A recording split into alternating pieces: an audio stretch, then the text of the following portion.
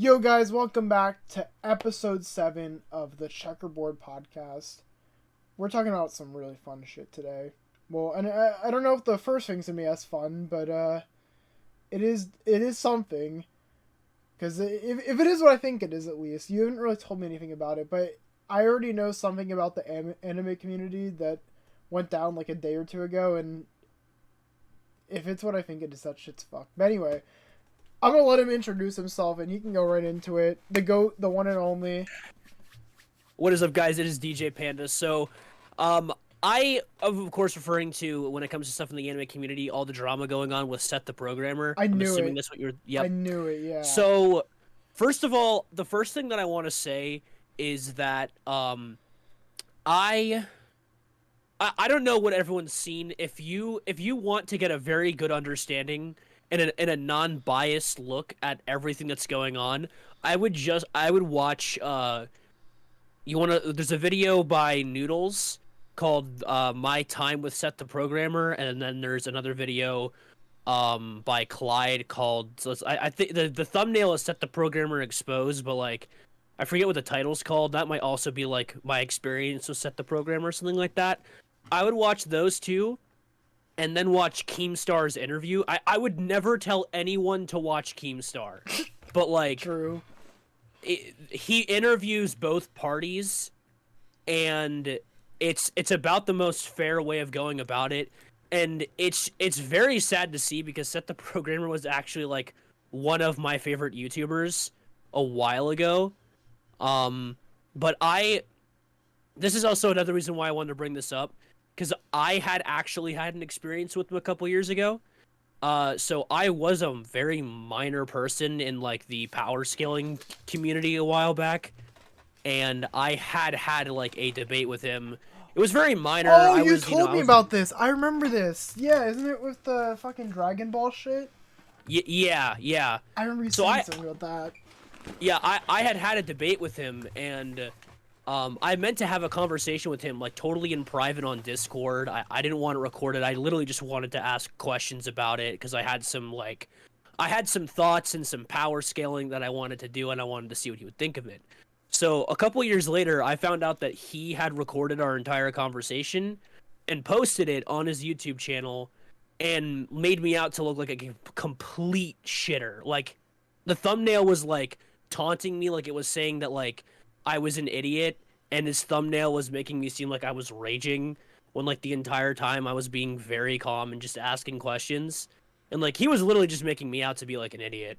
And so, like, I am not saying this to anybody to make anyone, like, you know, have a bias against him. I'm just letting people know that, like, I had also had negative experience with this individual, where there's a ton of, like, you know, claims of him doxing people and, like, recording, you know, people in private. There's a lot worse accusations against him, but, like, I just want people to know that there is a lot of consistency to these stories, and like, he just makes people look bad. And so I'd look into it. I'm not one person who's like, you know, let's ruin somebody's life. I'm not for purposely ruining people's lives. I don't want Set the Programmer to be ruined. I want him to, like, reevaluate himself and come out of this being a better person. I would much rather that. But, like, if his YouTube being, like, if his platform being taken away from him is what will cause that, then that might just be what has to happen. But I don't want to get too much into it. Look into it yourself. Watch Clyde, Noodle's video, and then I would watch Keemstar's interview with the two of them, because it really just kind of contextualizes everything that has happened thus far. So I would just look into that if you can, and when you can. Wait, does the Noodles dude have a negative experience with him too, or? He basically was, the Noodles guy, Set the Programmer tried to dox him. Yeah, that was pretty much it. Okay, because I was gonna say, I heard about the Clyde shit, but I didn't hear about the Noodles one. Yeah, the worst one, though, is probably the stuff with him and somebody named, not Stain. Shit, it begins with an S. It's an ST, but, like, there's allegations of him asking a minor for nudes, and that's all I'm gonna say. Well, Liam, I think we know who won your debate, though, because his point's invalidated, because pedophile. Instant L. It's an L plus radio pedophile moment. But anyway, it kind of does slip us into today's topic, the Funko Fair, because dude, when I say peak was revealed, peak was Oh, fucking revealed these like dude, last few days. fucking real, man. Dude, this is actually like this week has definitely been like I don't want to say not as great, but like they like fucking went insane on the first week. But this week definitely had some good reveals as well. Yeah, I definitely won't argue that. So we're gonna go down the line like in order from days. Some things we'll talk about longer. Some things we just, I don't know. We might say the thing of it and then just that's it. But yeah, so we may spend a lot more time on other things than some things. I just want to say that before we actually get anywhere into it. So we're gonna start with the January 18th announcements because these were rumored for a very long time and they actually got shown at New York Comic Con, but that's the fucking Demon Slayer reveals. And Hell yeah, man, dude. these were so fucking good. I'm not upset about any of these. These were so fucking heat. Um, so there was, I think, 5 commons, if I'm correct. And it was Rengoku, the one Liam's been waiting for the longest fucking Dude. time. I bought 2 already, dead ass. And you didn't buy the Walmart glow one? I think I'm gonna wait. I finally found a way to like keep track of that shit, like for Walmart, like how to look and see when a Walmart will have it in stock. Oh, So really? yeah, I found a way to do that. So I'm What gonna are you try to using Brickseek? yeah. Ah, okay. I just check that shit daily like that ass. It's like my new morning routine. Fair enough, fair enough. But yeah, so there's Rengoku, Mitsuri, fucking Tanjiro eating noodles, which they've done that for like every single like anime character except for like probably Luffy. Yeah, But I don't think Luffy's ever like had ramen before. dude, Luffy doesn't need ramen. Bro's got meat. Dude's the meat muncher. The meat muncher, let's go. And then the last two were, I think her name's, is it Kanao? Or why did I put an R in it? Kanao. Kano, yeah, it's like Kano or Kanao is something like that. Something like that. And then Rui is the last one, which honestly, it's kind of cool that they actually are doing like a regular Rui pop. I mean, I liked Yeah, him in the moment, but like they kind of should have just made like a regular pop of him too. And now they did. They finally did yeah. it. But I would say, I don't know. I don't know if the exclusives are better or the commons, because honestly, some of the exclusives are really heat, and then some of them are kind of just like, eh. I'm gonna be 100% honest. The twins one, it just shouldn't exist. I'm gonna be honest. It just shouldn't. Like, that's the kind of Funko Pop that you make after Demon Slayer has been done for like 3 years, and you're like, well, fuck. Now what do we make a pop of? Like, I don't know, man. That's not the like. That's the only one that I actually think is an L. That is such a waste, in my opinion. I That think, should have been like Tengen or Shinobu. I mean, I think they look cool. I'm not opposed to having them there, but like, I kind of agree. Like, I don't know why they made those as like a priority over like literally any of the other Hashira. But at the same time, I'm kind of glad that they're not making someone like I'm glad they didn't make a Tengen because I don't think they have the license for season 2 yet of Demon Slayer. So, like, I'd rather have Tengen doing a fucking dynamic pose or something, like kind of like how what's his name? Fuck. Um, the dude with the water, Hashira. I forget what his name is. You? You. Yeah, like I'd rather have like a pop like that where it's like a dynamic pop that has like a shit, like a bunch of shit going on. Dude, they don't need Tengen was in season 1. All the Hashira No, were, remember? I know that, but like they can only take moments from like season 1. So like the Oh, I only got thing they can do yeah. is like just having them stand there. Like Right. that's why there's no crazy like Rengoku one. Which the thing that kind of throws me off though is like if that's the case, but like why do they have like the Enmu one? Because I don't think Enmu was in season 1, was he? Unless he was at the I very think end. he might have been at the very end, but the thing is the pose that he's doing in that is a pose that I'm pretty sure he does in the Mugen Train movie, so that is weird. So that's the thing that's kind of weird to me a bit. I don't know. Besides that, like I said, I'd rather they save like some of the Hashira for like some of the more epic moments. Wait, yeah, because the Hinagami Kagura dance thing, that's also a Mugen Train. Like that's the screenshots of that were from Mugen Train too. Really? Yeah, that's like when he was talking to him about it. Like when he was talking to Rengoku about it. I'm pretty sure that's when they show it first. Oh, no. They also show it in the fight when he first uses it. Never mind. Yeah, I was gonna say I thought he used it when he was fighting Rui, but yeah, so that was another one, Tanjiro. And then I always forget his name. Is it Kaguya? The fucking dude with like the purple shit on his face and the white eyes. Yeah, oh, dude, I do not remember that man's name. I'm gonna be 100%. Like they don't say it that much. Like I ordered that pop, but I literally don't remember what he's called. I just bought it because I'm like, yeah, that one looks pretty cool. I like it. He's a dope dude. And then you've got two glow pops. The one I already mentioned, that's the Rengoku one.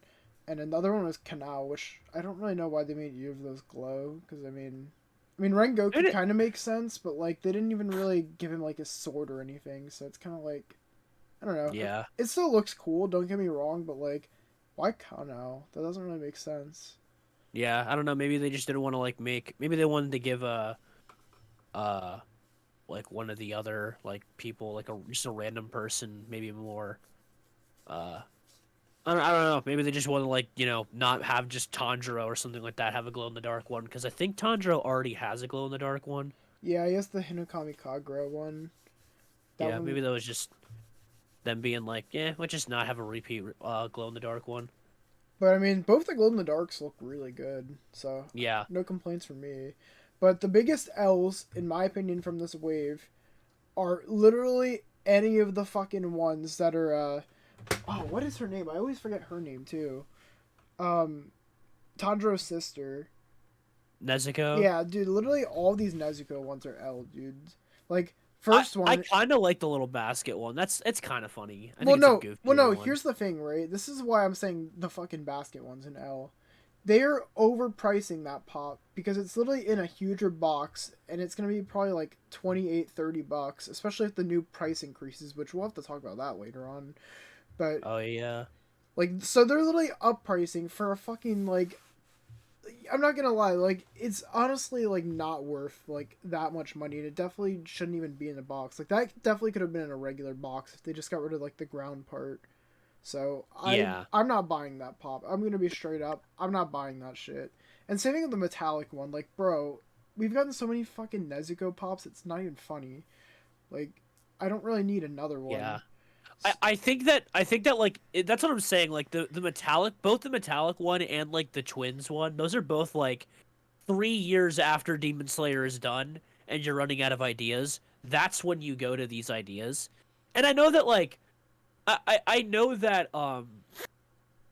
like they'd rather do that than we'd rather have like a more dynamic pose for some of the other Hashira and stuff like that, but like I would have rather had all the Hashira and then get more later than had any. I'll even no, I'm not even gonna use that. I would have rather Shinobu than literally either of those two. I think I would have actually rathered Shinobu over all of these ones except for Rengoku and Mitsuri, but like, probably actually over Mitsuri too. But that's also because Shinobu's like my second favorite Demon Slayer character. But I don't know. It's an L that they have not given her a pop yet. She's supposed to get a Funko.com one, so stay tuned for that. And also, speaking of Funko.com and Demon Slayer, they're supposed to have Sanemi in this wave. I don't know where the hell he's at, but he's just not in these pictures for some reason. I think he was announced before Funko Fair though.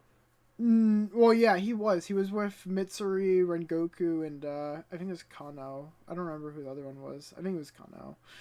Yeah, but I think he's separate. That's why. Like I was seeing some stuff about his release like today. That's what I was seeing that kind of stuff today.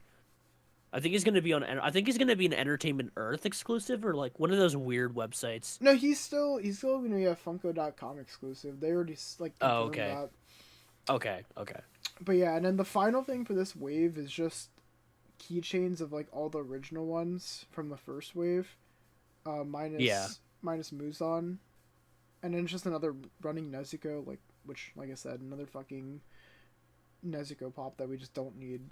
But that was You everything know, Demon Slayer, though. I think it was pretty good, though, for the most part. oh, I completely agree. I would actually get the little Nezuko basket keychain. I would cop that. You'd cop that? I'd cop that because I didn't know that it was gonna be like one of those ones in a big box. That is definitely an L. Like I would not pay $28. Like I would buy another 2 Rengokus over that Nezuko pop. I'm also like Rengoku just isn't even one of my favorite anime like Demon Slayer characters. He's like in my top 5 anime characters, deadass. Really? He's probably like 3. I'm gonna be honest. I fucking love that man. I have seen that movie over 100 times and I still cry. Dude, no shot. Dead ass, dude. I fucking love that man. That is a good movie, though. I can't disagree with you. But the next wave, we've got Freddy Fazbear. yeah. This is one where I don't really have much to say other than like, what does that have to do with like the fucking games? Like, are they just trying to like make more merch for Five Nights at Freddy's and just doing like fan ideas or something now? Like, I don't know what this circus shit is about. Is it? Wait. Is this that fucking shit? What's it called? There's like this fucking Five Nights at Freddy's game. That's like, it's kind of like League of Legends. I'm trying to remember what it's called. Oh, dude, hang on. I gotta remember this, dude. This is gonna drive me insane. I know what this is referencing. Because there's dead ass. Like if somebody in chat knows what I'm talking about and can confirm I'm not insane, I swear to God, there's like a Five Nights at Freddy's League of Legends, and I'm pretty sure that's what these are from. And that makes it even funnier. But yeah, I'm not buying any of them. Five Nights at Freddy's is bad. It's an awful game. It sucks. It's over. I'm kidding. I'm not that. I've never played it before. I have no opinion. But yeah, I'm like 99% sure that's what these are from. That's interesting. But yeah, I don't know. I think they're all kind of ugly. Like, honestly, I want the original Five Nights at Freddy pops because those ones are actually really cool, but these ones are just fucking ugly. Yeah, I like... This is going to sound weird. Like, maybe you'll kind of get what I'm saying, but I like how they look animatronic as Funko Pops. Yeah, I think those ones look really cool. I don't... Okay, I'm glad you know what I'm talking about. Yeah, like, I know what you mean when you say that. Like, I think they look really cool in, like, Funko style. If they're actually from, like, the models from the game. Like, the animatronic style. Not this, like, weird shit they're doing. But, anyway, that's that. And then we get this thing called Brandalized, which I'm not too familiar with it, but it looks really cool. Like, I don't know if they're just supposed to be, like, posters or what, or if that's, like, Are they, like an artist or something? I'm feeling like they might be an artist. Like, either way, it's like really cool. Like, it looks like they're like combining graffiti with Funko Pops. That's the vibe I'm getting, at least. Yeah, I like it when they do like these little like poster-esque ones, which we haven't even gotten to the best poster-esque one yet. Ooh, dude. Foreshadowing. Dude, that one's so good. We'll get to that when we get to it though, but oh, that one is sick. But yeah, those, I don't know, I like these. I might get like the one with the girl in the balloons. That one's pretty sick.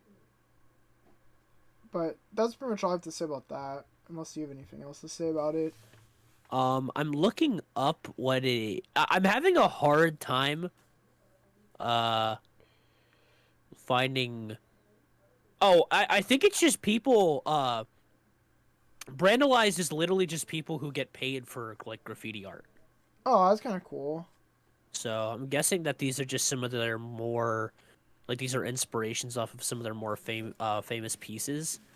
I'm guessing, but yeah, that's what it's looking like. Just cool, really cool legalized graffiti art, which I've always loved. I love shit like that. So that is pretty sick. Oh, and then we get to our Marvel. Here we go. The fucking overhaul of Marvel shit. Well, actually, no, this is good Marvel though. I agree. The second half is. I don't know. I mean, I guess the Civil War scene is kind of cool, but like, that's just, I don't know. I'd rather just have the pops and just make the scene myself instead of paying like extra money just because it has a little stand. Yeah, I would need the only way. I actually, you know what? I'm not gonna cap. We'll get to it later. but there is one of these little scene things that I'm going to buy all of them and build it out. Oh, I know exactly which Dead one it ass. is. Dead ass. But yeah, I think that this one felt like a gimme. Like this specific scene for Funko, it feels like a gimme. Like this feels like a very obvious one to do. So But the I Civil can't War really say one. anything about it. Yeah. I'm just like, see, my thing is like, why are we like farming this movie still? Like, years after release. I mean, don't get me wrong, Civil War is an amazing movie, but like, I don't know. I just feel like this would have been a better thing to do, like when it came out, like around that time when it was like still kind of hyped out. But I don't know. That might just be me. My thoughts are because I mean look at what they're using to like advertisement, like that are just throwing the Black Panther one on there. That's probably just kind of like I wouldn't want to say it's Black Panther advertising, but like it might be like them kind of like oh, another Chadwick Boseman pop, It does look really cool though. I won't lie. Yeah. Like that Black Panther pop is really sick. Yeah, I'd maybe buy it just for that one. I do like me some Chadwick Boseman, so. Chad. But anyway, we get to Guardians of the Galaxy 3, which this is the like the A peak of Marvel in my opinion. Like Guardians of the Galaxy has always been the goats, but there is one thing I'm gonna complain about later on here. So we have like the regular base set, which it looks like there's I want to say one, two, three, four, eight.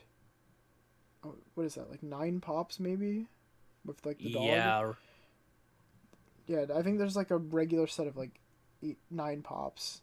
That's what it's looking like at least.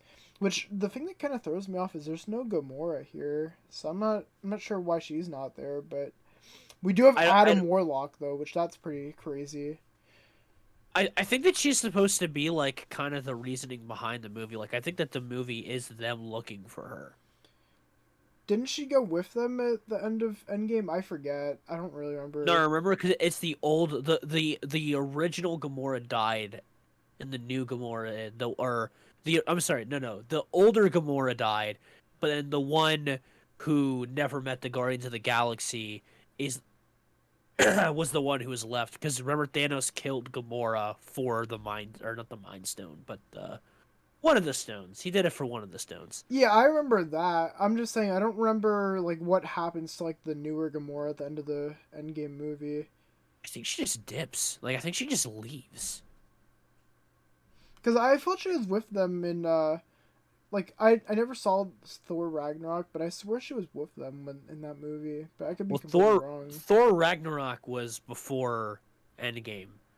If you're talking about Love and Thunder, I haven't seen Love and Thunder. Oh, yeah, Love and Thunder. Yeah, that's what I mean. Not Ragnarok. Okay. Well, then, yeah, I wouldn't know. Okay, but yeah, so I'm guessing maybe there's, like, some spoiler shit with Gamora that they'll probably make, like, a second wave later on, but honestly, most of these pops look pretty cool. I'm gonna get the Rocket ones because I've always been a Rocket enjoyer, and like he was probably one of my original Funko Pops, so I'll probably just get him to round up the wave. But besides that, I don't know if I'd get any other ones. Adam Warlock looks cool, but Yeah, that's a banger right there.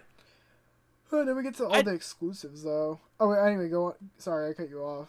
Oh no, you're good. I'd maybe get that jumbo size Groot, maybe. That one is kind of cool, but he also just looks goofy. Like, why is his head like so compressed? He's a teenager? Question mark. I don't know. I was gonna say because I thought this is the movie where he's finally like an adult now, but I mean, maybe he's like a 21-year-old or something. I don't know. maybe something like that. But yeah, I don't know. I feel like this wave's fine. You get like some exclusives. You get a Mantis exclusive. You get a Rocket exclusive, which I think there's also like another one that's like a baby Rocket that I think is supposed to be in the Funko shop. So that's kind of cool. And then you get Cosmo, the dog. He has a flocked exclusive for Hot Topic. And then, like you said, there's the Jumbo Groot. So those are all pretty cool, I'd say. But I've seen a lot of people saying like they think Rocket's gonna die in this movie, which I don't know. It's got me a little bit worried. Kind of sus. Not liking it. Not a fan. I don't like that. Yeah. And then the part that pisses me off though, they're starting to normalize this thing that they started with the Black Panther Wakanda Forever, and that's like these no count sodas that they're making. And what I mean by that is like, for those of you that aren't too familiar with the Funko sodas normally have like a piece count, like 15,000, 5,000, 6,000, like shit like that. All of these ones don't have piece counts, and that's the part that I don't like, because that's the thing that kind of draws me into sodas, that they don't really have a piece count, so they're kind of more rare. But I mean, some of these do look kind of nice. Like for example, I once again think the Adam Warlock one looks really cool. The Star Lord one looks kind of cool. Nebula looks cool. Like they all look cool. It's just like, I don't know. I don't really like the fact that we're not doing piece counts for sodas. I don't know what that means. Yeah, like I said, like every soda like usually has like a piece count. So, like for example, it's like limited to 5,000. That's what I mean when I say piece count. Oh, okay. So like you can kind of tell which ones are more. Okay, Yeah. Sorry, my bad. I didn't really explain it the best way. But no, yeah, you're good. It's essentially just like the limitality of it, if that makes sense. But that's pretty much everything for Guardians of the Galaxies, and then there's like a few keychains and plushes, but I don't really care to mention those, to be honest. They're whatever, I guess. Yeah, it's gonna do-overs of what we currently have. And then we have two music ones, Sir Mix-a-Lot, DMX. I'll be honest, I don't really listen to either of these artists, but I mean, I'm sure there's a lot of people that do, and that's kind of a W. That's a pretty big W for people that like them. I mean, isn't DMX the dude that made X Gonna Give It To You, if I'm right? Probably, dude. I would not know. Okay, I'm glad I'm not the only one that doesn't really know them, and I know I'm out of touch. Boomers are gonna be fucking roasting the shit out of me for that, but Real. But yeah, I don't know. I think, like I said, I think it's cool though. Pop album, and then you get DMX pops, but that's pretty much all I have to say about that. And then I think for the Warner Bros. 100th anniversary, if I'm correct, you get some Gilligan's Island pops, which I think I've seen like a tiny bit of the show like a long time ago, but Dude, my dad was obsessed with this show, but like dude, it is like, if you ask me to describe I know that this is not like the TV show or like the network that it was on, but if you ask me to describe an ABC sitcom, it's so generic and cheesy, but like it's kind of charming. Like, I don't know, it's not something that anybody our age could watch, because it's all that kind of humor that like I boomer want to humor. say people like, it's the I don't even want to say boomer humor. Like, it's just very devolved, unfunny jokes. I don't even like know what to call them, because like it's not even just like, ha, you're on your phone. Phones are for losers. Wah, wah. Like, it's not even just dumb stuff like that. Like, it's, I don't know, man. It's what people laughed at in the 70s, I guess. I don't know. It's just cheesy. Although I say that, but Looney Tunes is still very funny. That's true. But I don't know. Looney Tunes is also a cartoon that has comic funny things, but I don't know. I think that Looney Tunes might be more funny because it's really based. Like, I don't, like, for an example, I don't find like, Wile E. Coyote painting a rock and like Roadrunner running through it and then him hitting the rock. Like, I don't find that funny, but there's like this clip of like Bugs Bunny like throwing someone off a cliff and then running down to the bottom of the cliff, throwing a mattress at the bottom of it, and goes like, sometimes my conscience kind of bothers me. And it goes, but not this time, and chucks the mattress out of the way, and the dude just lands head first into the ground. I fucking laugh at that shit every time. Based But, like, Bugs Bunny. Based Bugs Bunny? Like, sometimes Looney Tunes is based, and sometimes it has, like, that kind of humor, like, really predictable, just like, haha, he went through the rock, but the other guy didn't. Ha ha, funny, laugh. So I don't know, but that Gilligan's Island is all that. It's all that humor. It's just like an obvious joke that everyone saw coming.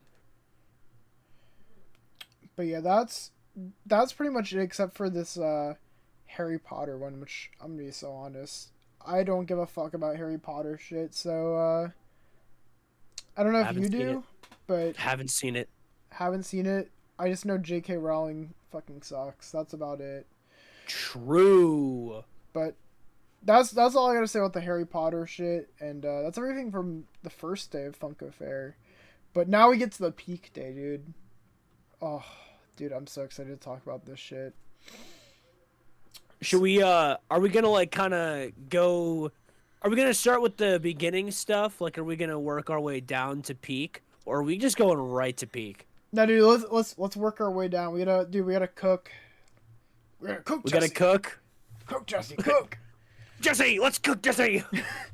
But All yeah, right, Disney. What are we thinking? I'm thinking literally nothing. But what are we thinking? no, okay. Well, you know what? No, I do have some things to say about Disney. So, the train shit, I don't know. It's kind of creative, but I'm not gonna buy it. It's whatever. The fucking, what do you call those? The chrome Theme boat. ones? No, not the theme boat. The next thing, like the. Oh, I forget like what the they're called. clear. The Uh, really expensive Funko Pops that are made out of metal, those ones, just whatever the fuck Oh. they're called. I think that's kind of cool that we're finally straying away from superheroes and making something else. But I'm really tired of seeing these fucking metallic chases for them, or like the just unpainted ones. Like, bro, what are we, fucking Pokemon Scarlet and Violet? Like, good one. True. Guys. Good one. But this is the part I gotta say W on. The fucking Lilo and Stitch Reuben Pop. Let's fucking go, dude. No, because you know why? They don't know how to make anything besides just fucking Stitch and Lilo. And even, like, Lilo is stretching it because all they've ever made is, like, Stitch, dude. Like, finally we get someone that's not fucking Stitch or Lilo. Like, thank God, dude. That dude's also the GOAT, too. I love that man. Like, dude, next we need Gantu and fucking Pleakley. And Jumbo, Oh like, my dude, God, dude, where the pop fuck are they at? Like, why aren't we getting pops of them? Like, finally we get Ruben, but like, bro, where's the rest of the squad at? Oh my God, dude, but Yeah, that's L. that is such a W that we're finally getting a new character from Lilo and Stitch. Thank you, Funko, finally. Yeah, dude, they have you know that Funko has like crazy biases, dude. There's just some. There's There's some licenses they love to milk, and that's fucking Lilo and Stitch, Nightmare Before Christmas. I'm trying Dude, to the amount of think. Jack Skellington pops. Like, don't Although, get me dude, wrong, I love my Jack Skellington, but they milk the fuck out of this dude. although I think that we have, I'm gonna be honest. I think that Groot is probably the next biggest offender. Oh, no. You know who the biggest offender is of all fucking time for Funko? In fact, Batman. no, not even Batman, dude. I mean, I guess you can stretch Batman in there, but did you see, like, their thing for the Thanksgiving parade? No. Dude, Grogu is their worst offender, dude. Oh yeah, there's like He's it's the literally worst offender. it's literally him. Like it's not even like Freddy fucking Funko. It's not their mascot. It is a fucking Grogu mascot. Oh yeah, that actually was like, I was like, how is this showing off your brand? Like that's not even your character. That's just a fucking that's a Star Wars character.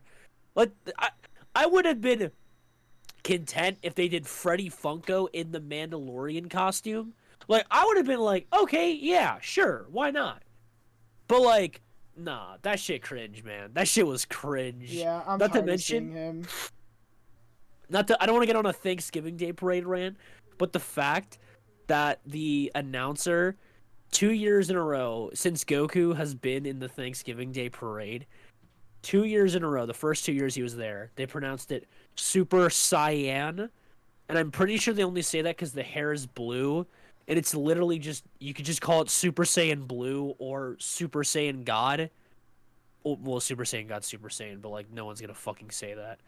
And then they got it right one year, And then again this year they said Super Cyan, and I was, dude, I'm fucking done, man. I'm fucking done, dude. It's Bro's so done. cringe. How do you get cyan out of SAIYAN? How do you get cyan out of that? Where's the "an" coming from? There's a Y there. What? I don't, dude. I don't know, man. I don't know, man. I Like, don't I, know. I, f- I feel like people from the news should be able to enunciate well, and even without that, like, they're paying you money. Like, these people are paying you to advertise their product, and you're fucking it up. That shit bothers me, but I'll get off my soapbox. Nah, you're good, dude. And now we got another Fluffy Pop, which I like Fluffy. I can't complain about Fluffy. I liked his specials when I watched them like years ago, Facts. and I don't know. I'm not gonna complain about another Fluffy Pop, even though he takes up like literally like more than half the comedian's line for Funko. I, Yeah. I got no complaints. Bro's funny. I would like to say though, I know that this is like a comedian thing, but it's also like a Jack in the Box thing. I would love more Grimace pops, and also give us a Gordon Ramsay pop, Funko, you cowards. Dude, do it. I've been watching a lot of Kitchen Nightmares lately, so I fucking love Gordon Ramsay, dude. He's so based. That man is so based. surely they make him a pop. But Do they have a Guy Fieri pop? yeah, there is. I'm pretty sure there is at least. Dude, I would. You'll love to see it. You just love to see it. That guy's a legend. I love that dude. Dude, and now we get into the sodas, and they made one of the best sodas ever. You know, Yes, sir. obviously they had to let the man get a soda, but we'll get to him in a second. You got Dr. Ian Malcolm, which you know what they cooked of that one. I gotta admit they let him cook. Let him cook. All right, let him cook. Let him cook. That was a good one. I like that. I like the Ian Malcolm one, and the cheese is really good too. Parks and Rec. I never watched it. That's a banger one. I've seen it. That's a banger one right there. If you're gonna make a Funko soda, that's the one you make. That's a banger. 10 out of 10. And then you get Batman, which this is from the like the original TV Adam series. Worst. Do you know why his face is pink? I don't Nope. really know that. I haven't, dude. That's one of those shows that, like, same thing with Gilligan's Island. I just watched it with my dad when I was like fucking 3 years old. Like, I don't remember shit about that. I only remember like there's like a not a clickbait, like a really fucking funny like jump scare moment. And this is the only scene from that show that I remember. Like, the Joker is on the phone with Batman, and like Batman's in the Batmobile or in the Batmobile. And then, like, it cuts to the Joker for, like, 2 minutes straight of him just rambling on. And then he hangs up the phone and, like, he turns around and Batman's right behind him. And that shit makes me laugh every fucking time. That's a good one. But, yeah, I don't know why his face is pink. That's the only thing I remember about that show. And then we get to the peak soda, dude. The one that Yes, sir. I definitely gotta get this one. Steve from Stranger Things, the GOAT, Yes, sir. Stephen Harrington. Let's go. Bro, they weren't just cooking, bro. They were feasting. But I'm gonna bitch. You know why? They Why? didn't do the Scoops Ahoy outfit. They did his True. they did his like season 2 outfit. We'll get to there eventually. We'll get it eventually. Surely we get it eventually. That's my only thing I complain about though with it. Besides that peak, no complaints. And then you get Padme Amidala, which that's cool, I guess. Yeah. She looks kind of cool, I guess. And then we get the next part of the Civil War set. I guess they did a reveal for every single day. We got Black Widow. Nothing too crazy there. She's just kind of standing there. And then we get to the fucking shelf warmers, dude. They gotta give you the shelf warmers before you get to the peak, right? Yep. They give you this whole fucking wave from I Am Groot, which, dude, let's be honest, who's buying these? Like, no one's, Yeah. dude, except for like maybe like Facebook moms. Those are the only people buying these ones. This is the shit that's gonna be like glued to the dashboard of cars. That's what these are. Like, bro, no one is buying these. Especially the thing that also makes me upset is they made a fucking soda leader out of Groot, and it's like not even a good one.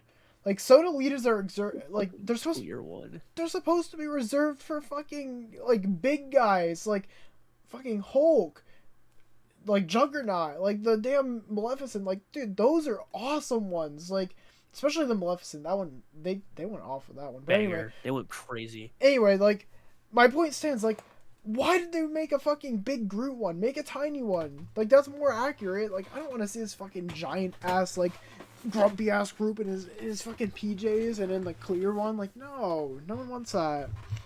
No. Dude, like, you also know that, like, an idea for a Funko soda or like a chase is bad, and they just make it clear. Like, what the fuck? It's so bad, dude. Well, like, you know, they just had no ideas. Well, no. See, the thing is, I'm thinking that might be like some kind of plot point that they might be going with in that, like, whatever that show is. Because, like, if you look, there's like a clear Groot for all of them. Like, there's like a regular 4-inch. There's the like giant soda. There's like a mystery mini. Like, so I don't know. I feel like maybe Groot has like some kind of ability where he goes invisible or something like that. Because there's no way. Yeah, I didn't. There's no way they would milk that idea 3 fucking times. And if that's not the case, then that shit is actually fucking stupid. Yeah. Okay. I scrolled down a little bit. I do see that, and so it still doesn't make it any better. But like, okay, it makes it redeemable, I guess. Yeah. No, I'll agree with you on that. But then we get to a pretty decent pop moment.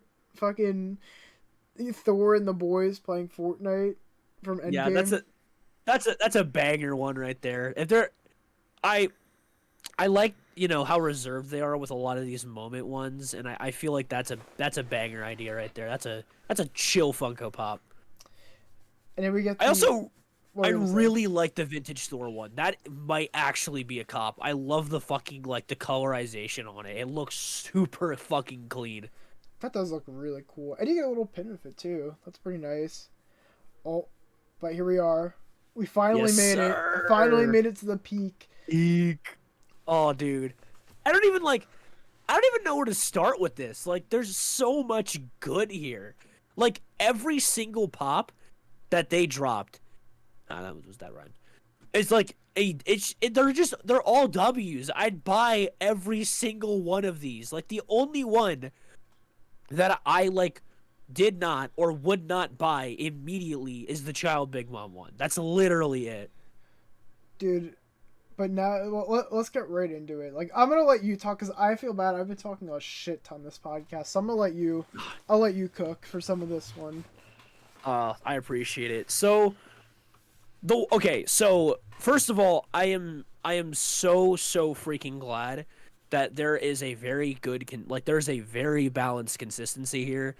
When it comes to dropping a lot of these One Piece ones, they are not just, like, you know, throwing random shit at you. There is a very, very wide variety of pops in this drop within itself.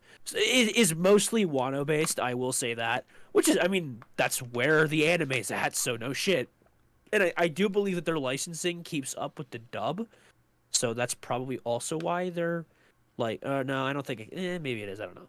But so it's a lot of Whole Cake and a lot of early Wano, and their choices for early Wano are spot fucking on, dude.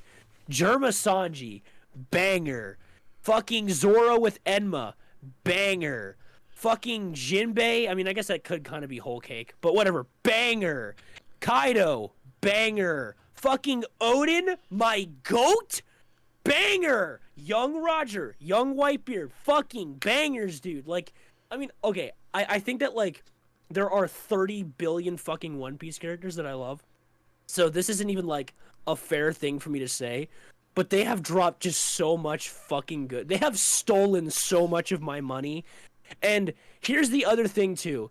You want to know what you don't see in here? You want to know one thing you don't see in here? Sure, you see some repeats of characters, but you don't see any fucking Luffy eating noodles. You got Gear 2. You got Red Hawk. You've got a reference to the one of Oda's artworks for one of the movies in the Luffy with battle armor. You've got, like, Gear 4 Snake Man. These are all fucking bangers. Like, this isn't, like, some fucking bullshit, dude. That's another reason why One Piece is, like, so good for Funko Pops. Because Oda just draws the One Piece cast wearing different shit all the time. So there's so much creative liberty to pull from here. There's so many, like, good costumes. Like, we haven't even really gotten that many like East Blue One Piece pops yet. Like Buggy is like one of the few pre-time skip Funko Pops of One Piece that we have. And that is a fucking great one, dude. I actually That think is the a good Buggy one. one might be one of my favorite ones in this entire drop. Like comparatively as a character, like Buggy's like maybe like my top 20 or something like that, but that Buggy pop fucking slaps. That's a great one right there. That is a The really good pose is pop. so good.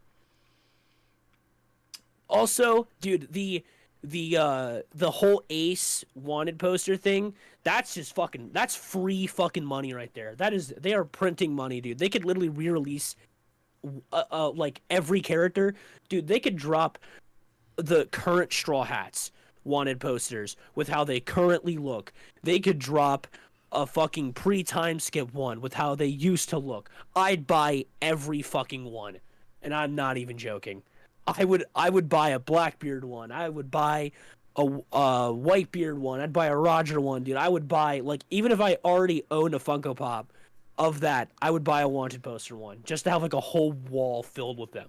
That is a banger idea, and I'm so glad that they like are coming out with it. And I feel like Ace, because this is very Luffy, like this is a very Luffy heavy drop. So I think that going with Ace was just like chef's kiss. And also we have Luffy, Ace, and Sabo. I mean Sabo was already out, but like we have a drop of all three of them, which is just chef's kiss again. That's fucking beautiful. But I'll end my tirade rant on why this is the greatest drop in Funko history. Dude, and also fucking 8 chases, by the way. Like, can we talk Oh about yeah, that? yeah. Like, some of these are kind of unnecessary chases. Like, bro, like, do we really need a big mom child chase? Like, really? Like, oh Yeah. no, guys, she's in her fucking hangry mode or pissy mode. Like, bro, no, we did not need that. Like, that's the only one. Like, I don't know. I mean, most of these other ones are all like pretty good. Like, we got the Jinbei chase, which like I think the original one is his Marineford outfit, actually. And then the second one is his Wano one. Or maybe vice versa. I don't know. One of them is the Marineford, and one is the Wano one. So yeah, you got that. You've got the Big Mom one that I just bitched about. You've got the Sanji one, which that makes sense for a clear Banger. one. That makes sense. Banger. But I think I'd still honestly want the regular one over the chase for that one, to be honest. But then I you agree also with that. get, okay, this one's probably the laziest one out of all of them, but you get the Luffy where he has like hockey on his fist for You gear see, I 2. think that's genius. I think that's genius. Like yeah, no, don't get me wrong. It's not like I'm not calling it like stupid. Like that does make sense. It's actually pretty cool, but I would have rather just had the pop have it like that instead of just like I don't know, just regular I like that. I feel like doing this like hockey this is actually I would like them to go out with this whole hockey thing more, but I really want them to do it with Conqueror's hockey as well. Like cuz the way that Luffy's like like referencing exclusive cuz you watched up to this point. In episode 10-15 when Luffy hits Kaido with the red rock and like his fist is like flaming and shit and like it has like this like orange aura, that would be really cool for a chase. I mean that'd be a little hard to implement, but that would be really cool if they could do like an effect like that on a chase. But yeah, and then like the glow red hawk looks really good. Like I think that Mhm. makes sense. That looks really good. Oh, and then we get down to all the other ones. So you got metallic Luffy, which that makes sense because that's the last one of the trio, if I'm right. Because it should have just been Brook, Chopper, and Luffy. Because I remember that scene now.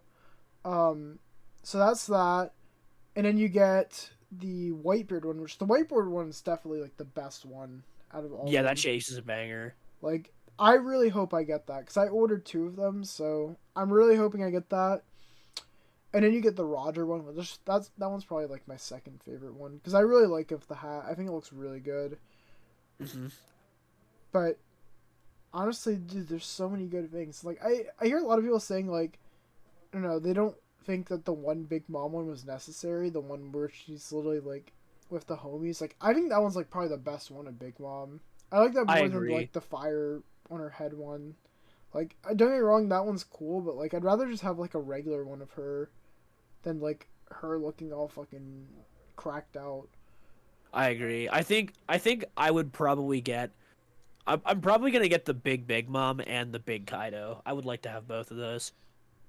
The one thing that I've heard a lot of people complain about that I honestly kind of agree with though is like, why did they not make Whitebeard a bigger pop? Because bro's massive. Yeah, I don't know. Maybe they just didn't think he would like. Maybe they want to just make one and then make a big one. I don't know. But I mean, he still looks good though, so I'm not gonna complain. You know who I'm offended we don't have a pop of right now because he's just gonna make a really cool looking pop. Condoriano. My goat, Hustis Kid. Oh yeah, no. I mean, they need a pop of him, and they also need a pop of Blackbeard. Like. Oh, fucking real? What? Like, there's still no Blackbeard pop. Yeah, no Blackbeard pop. No fucking the Killer. Killer is gonna make a really cool pop too. Yeah. Dude, imagine like a Killer with like a chase where he has like his like Wano bandages and shit. That'd be a pretty good chase. I'm not gonna lie. But like, honestly, the pop that honestly takes it for me is like the biggest W out of all of these, to be honest. Well, I mean, Buggy's up there, but like, I fucking love that Zoro with Enma one. And like, it doesn't even need a chase. It just looks so good on its own. Like, yeah, you're right. He's cooking for that one. He's cooking for that one. Like, that is such a good one. Like, I'm probably, I don't know, maybe I will get the regular one, but like, that Zoro of Enma is like so fucking cool. That is such a good pop. Yeah, that's a W pop right there. Although, I hate to break it to the Funko and the One Piece community, but One Piece Funko Pops have not peaked until we get a Sniper King pop. That's true. They just haven't. They just haven't, dude. We haven't experienced like, even I'm not even just speaking from like a meme sense here. That would just be a good looking fucking pop. That would be. I don't know what we're waiting for. Like we need him with him standing up to Kabuto. Like that'd be so fucking sick. Facts, dude. Like, dude, imagine. Oh my god, the Build-A-Scene, dude. Imagine that with I Want to Live. Like all these fucking shitty ass Marvel ones of they're all running at each other, dude. The fucking build a moment with all the Straw Hats during the I Want to Live moment. Banger, dude. Fucking banger. That'd be another one that I'd be like, yep, I'm buying all these. I really hope they do something like that, because that'd be so fucking nice. Dude, there's so many like, oh dude, imagine like a Walk to Arlong Park version of that too, dude. There's so many One Piece moments that deserve this more. I'm just saying, man. Let me cook for a minute here. Give me a seat in the Funko executive office and let me fucking cook for one day. I'll make some banger One Piece pops. Dude, come on, Funko. If you're listening, send this man over. Send him over to your offices. I'll make y'all millions. I'll fucking make y'all millions, dude. And unfortunately, after the peak, you get a little bit of mid. I'm not gonna lie. Yeah. You get this TLC, like, huge ass album, which, like, I don't know. I don't listen to TLC, but maybe someone out there likes that. I'm not really a big fan of how those albums look. But, I mean, hey, that's good for TLC fans. Yeah. I kind of vibe how, like, it's like a vinyl in the background, but, like, that's kind of it. That's about it for me, too. Dude, then you get the puzzles. Dude, Liam, there you go. There's your puzzle right there. Dude, I will always say that Funko Mr. Krabs is a thing of nightmares. Wait, is that picture? Yeah, look at the back right corner. Oh my god, he is! That thing's a thing of nightmares, dude. That thing kills people. Dude, that thing's out for your blood. I thought they would have updated that for that. There's no way. What? Dude, you gotta hang on. You gotta like, I don't know if hang on, let me try to find this. Like, I mean, you could just post the thing on, but like the people gotta know what this fucking thing looks like. The Mr. Krabs Funko Pop is horrendous in all the best ways, though. I've seen it. It's so fucking crazy. Oh man. Okay. Dude, I'm just surprised that they went with the old models. Maybe they just didn't want to get people like excited for something they weren't gonna do. Because if they updated the models, people would have been like, "New SpongeBob wave!" But I don't know. Yeah, I think that there actually was, like, I think that there actually was some new. They made some ones for Camp Coral, but think I think that's it. But like, dude, I don't like.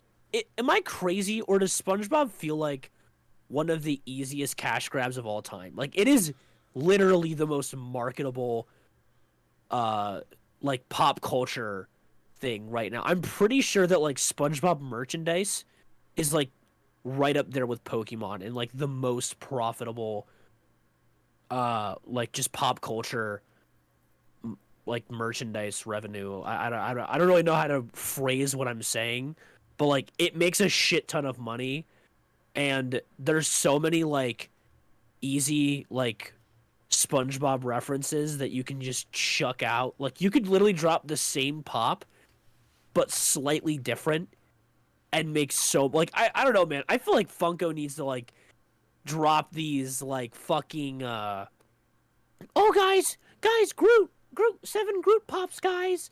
And like even like I want to see more One Piece, obviously, because I'm biased as fuck. But like I don't even think anyone could argue that like six it could be 6 SpongeBobs doing one completely different reference. I'll name 6 right off the bat. The first thing, 3 right off the bat. There's one that would sell. Muscle Bob Buff Pants, fucking easy. That one would sell. You've got him with the fucking round pants. I don't think people would like it that much. They'd probably hate you, but it would probably sell more than any of these fucking Groot ones. And then you've got the fucking abrasive side one. There you go. That's another one. I don't know if people would buy it, but they definitely buy it more than this fucking Groot one. And then you could go with a fucking like one. Oh wait, is there one with Gary on his head? I think there might be. If there's not, there I'm is. going. If there's not, I'm going with that one. If there's not, I'm going. Oh yeah, it's his one where it's like his house, and then Gary's on his head. Okay, you could go with his Goofy Goober uniform, and then you could go with the guitar solo one, or even make that a chase. But like, it goes, dude. There's fucking a lot of examples, and they're not just gonna be fucking shelf warmers. I mean, obviously there has to be, but like, I don't know, man. You shouldn't be dropping 6 shelf warmers during Funko Fair. Yeah, I don't know why we're dropping so many shelf warmers, guys. Somebody's got to tell them, man. Somebody's got to tell Funko that they gotta step their shit up. They gotta get rid of these Groot ones. Nobody cares anymore. But yeah, so that was the first puzzle, and then you also get a Guardians of the Galaxy one, which that one's kind of cool too. Yeah, makes sense. But honestly, out of these pop cover, I think these Marvel pop covers are actually pretty cool.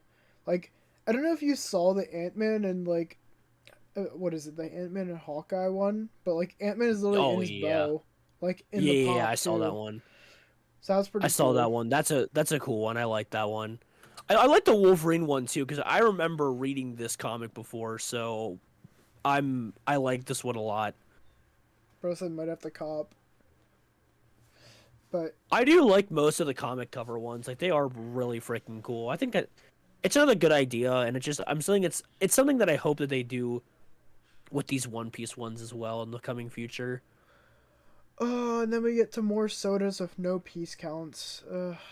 With the fucking what ifs.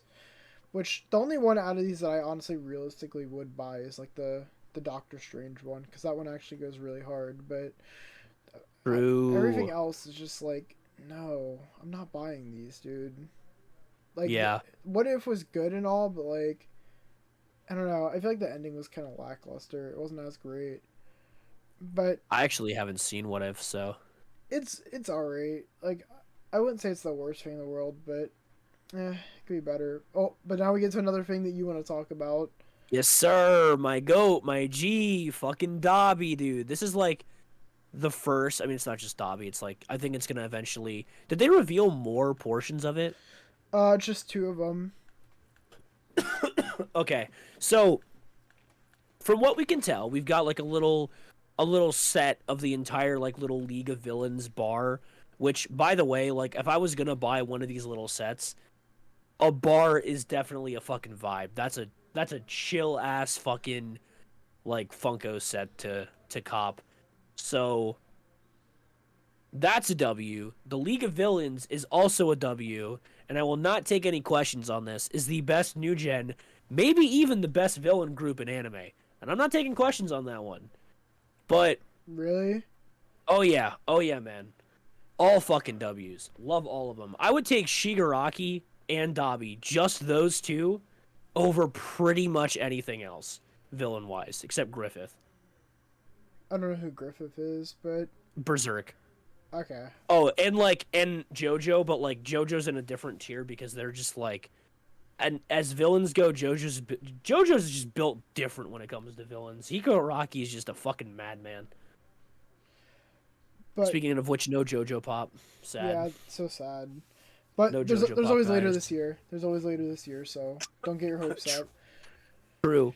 But yeah, we just got a little set of the League of Villains. That's definitely going to be like, I've never gotten one of these build-a-set things, but like, I fucking love Shigaraki and Dabi. And also, I forget his fucking name with the little flame head dude. I like him a lot. Kurogiri? Yeah. Yeah, fucking love that dude too. Just in terms of design even, like, fucking banger design. But yeah, so that's an easy cop for me. Definitely gonna buy the whole thing. And you get little keychains too. That's pretty cool. Yeah, the little Dabi keychain is fucking sick. Dude, finally a way to afford Dabi for that's not like over $100. True. Dude, I'm like, I mean, they're definitely gonna drop a white-haired Dabi. When I just now realize, like, people are, not even gonna be surprised by this because, like, my fucking PFP is fucking Dabi in Discord and people are seeing that right now. DJ Panda exposed in 4K. No way, guys. He likes My Hero Academia. Crazy. Damn, I'm exposing myself. I'm sorry, guys. Deku's my favorite protagonist, guys. No, I'm just kidding. But yeah, no, that's a fucking W. I do hope they drop the white hair Dabi soon though, because, like, I don't know, man. I just want a fucking regular Dabi pop because he is my goat. He's literally like one of my favorite villains of all time. But yeah, that's the My Hero reveals, and then you get 2 more puzzles, Ted Lasso and Jurassic Park. Don't got much to say on those. And you get this Megadeth pop, which I'm pretty sure Megadeth is a band if I'm right, but that pop looks sick. That is a sick looking pop. That is a very cool looking pop. And that wraps up day 2. And now we get to day 3. Unfortunately, the most lackluster out of the 3 days, if you ask me. Might be a little bit biased, but I would. There is one banger in here. One certified classic. I mean, it's a bobblehead, which is like, like I don't know, man. All right. I don't want bobbleheads. Let's get to it. So we got the 40th year of Return of the Jedi, which honestly, I like these. I think they look really cool. These Star Wars pops. I agree. These are a lot of like. It's very weird. Like, these are the kind of ones that, like, I would have thought that all of these would have existed by now, but they don't. But honestly, they do look really good. Like, I like the updated Wicket. It looks a lot better. I have the original one, and like this one just looks so much better detail wise. Oh yeah. I like the unmasked Darth Vader. That's a highlight for me. That one's pretty cool. You've got, what else? You got this like hologram Luke. You got the other Ewok. You got the blue dude. That one's pretty cool. I like Yes. Sir. Fucking goat, dude. What's his That's name? the banger. Is it Max Rebo? Yes, sir. Max Rebo hitting the fucking I don't even know what the fuck that instrument's called, but that dude's my savior. I fucking love that dude. That man, I don't know. I don't even know how else to put it. That man's just a fucking legend, dude. This bro pops in, plays like some weird, like, circular keyboard, and then just dips. Never comes back again. That's a real legend right there. That was a good pop. I like that one. That was pretty funny. And you got the Emperor sitting in the chair. He's just chilling. Bro's just chilling. And then you get the Luke versus Vader's like face off. That one's pretty cool. And apparently, like, they designed it so you can put the Emperor in the back, which that's actually really cool that they did it like that. Would have been nice if they just included him to begin with, but I mean, oh well, it's kind of cool that you can at least put him back there. And then you get fucking fat ass Jabba the Hutt, and his like, and his little guy, his little pet.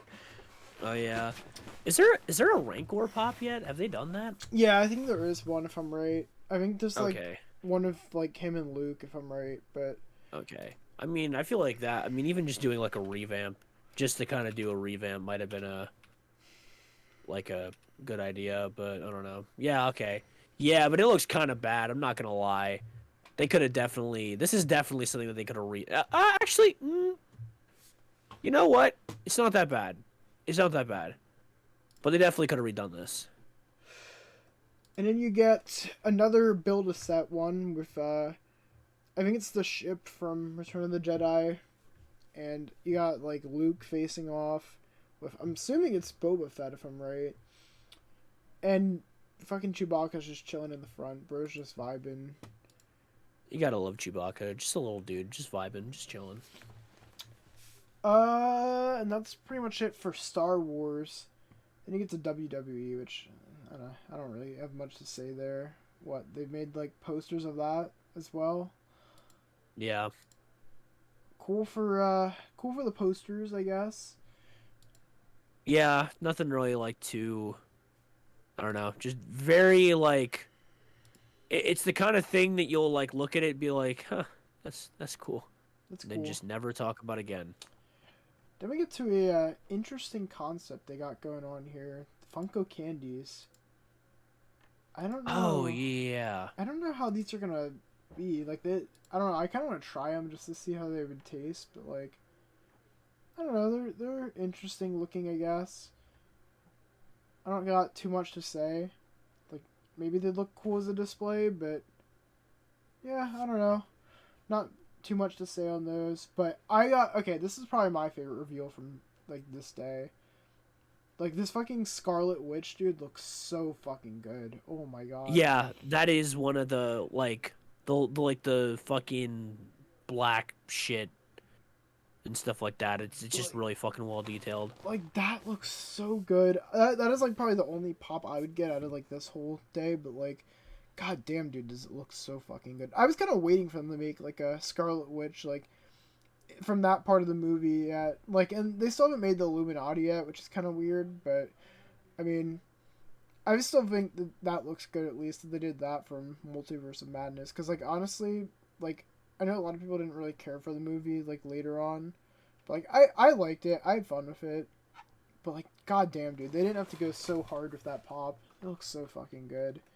Yeah, I do also like the Scarlet Witch pop for the Civil War Build-A-Scene. That's another good one. Like, just as a standalone, that's a pretty good one right there. Like, I honestly feel like they make a lot of, like, fucking Scarlet Witch pops, but honestly, most of them are actually really good. Like, I don't really have many complaints about them. Yeah, they're pretty unique. She has a good enough design that I'm fine with her kind of like, and a lot of her costumes have kind of, like, drastically changed over the course of the MCU, so I'm here for it. I'm all for it. And then we get this thing called Willow, which I don't really know anything about that. I don't know much to say, besides, like, maybe the skeleton dude looks cool, but once again, I'm not gonna buy it because I don't know anything about it.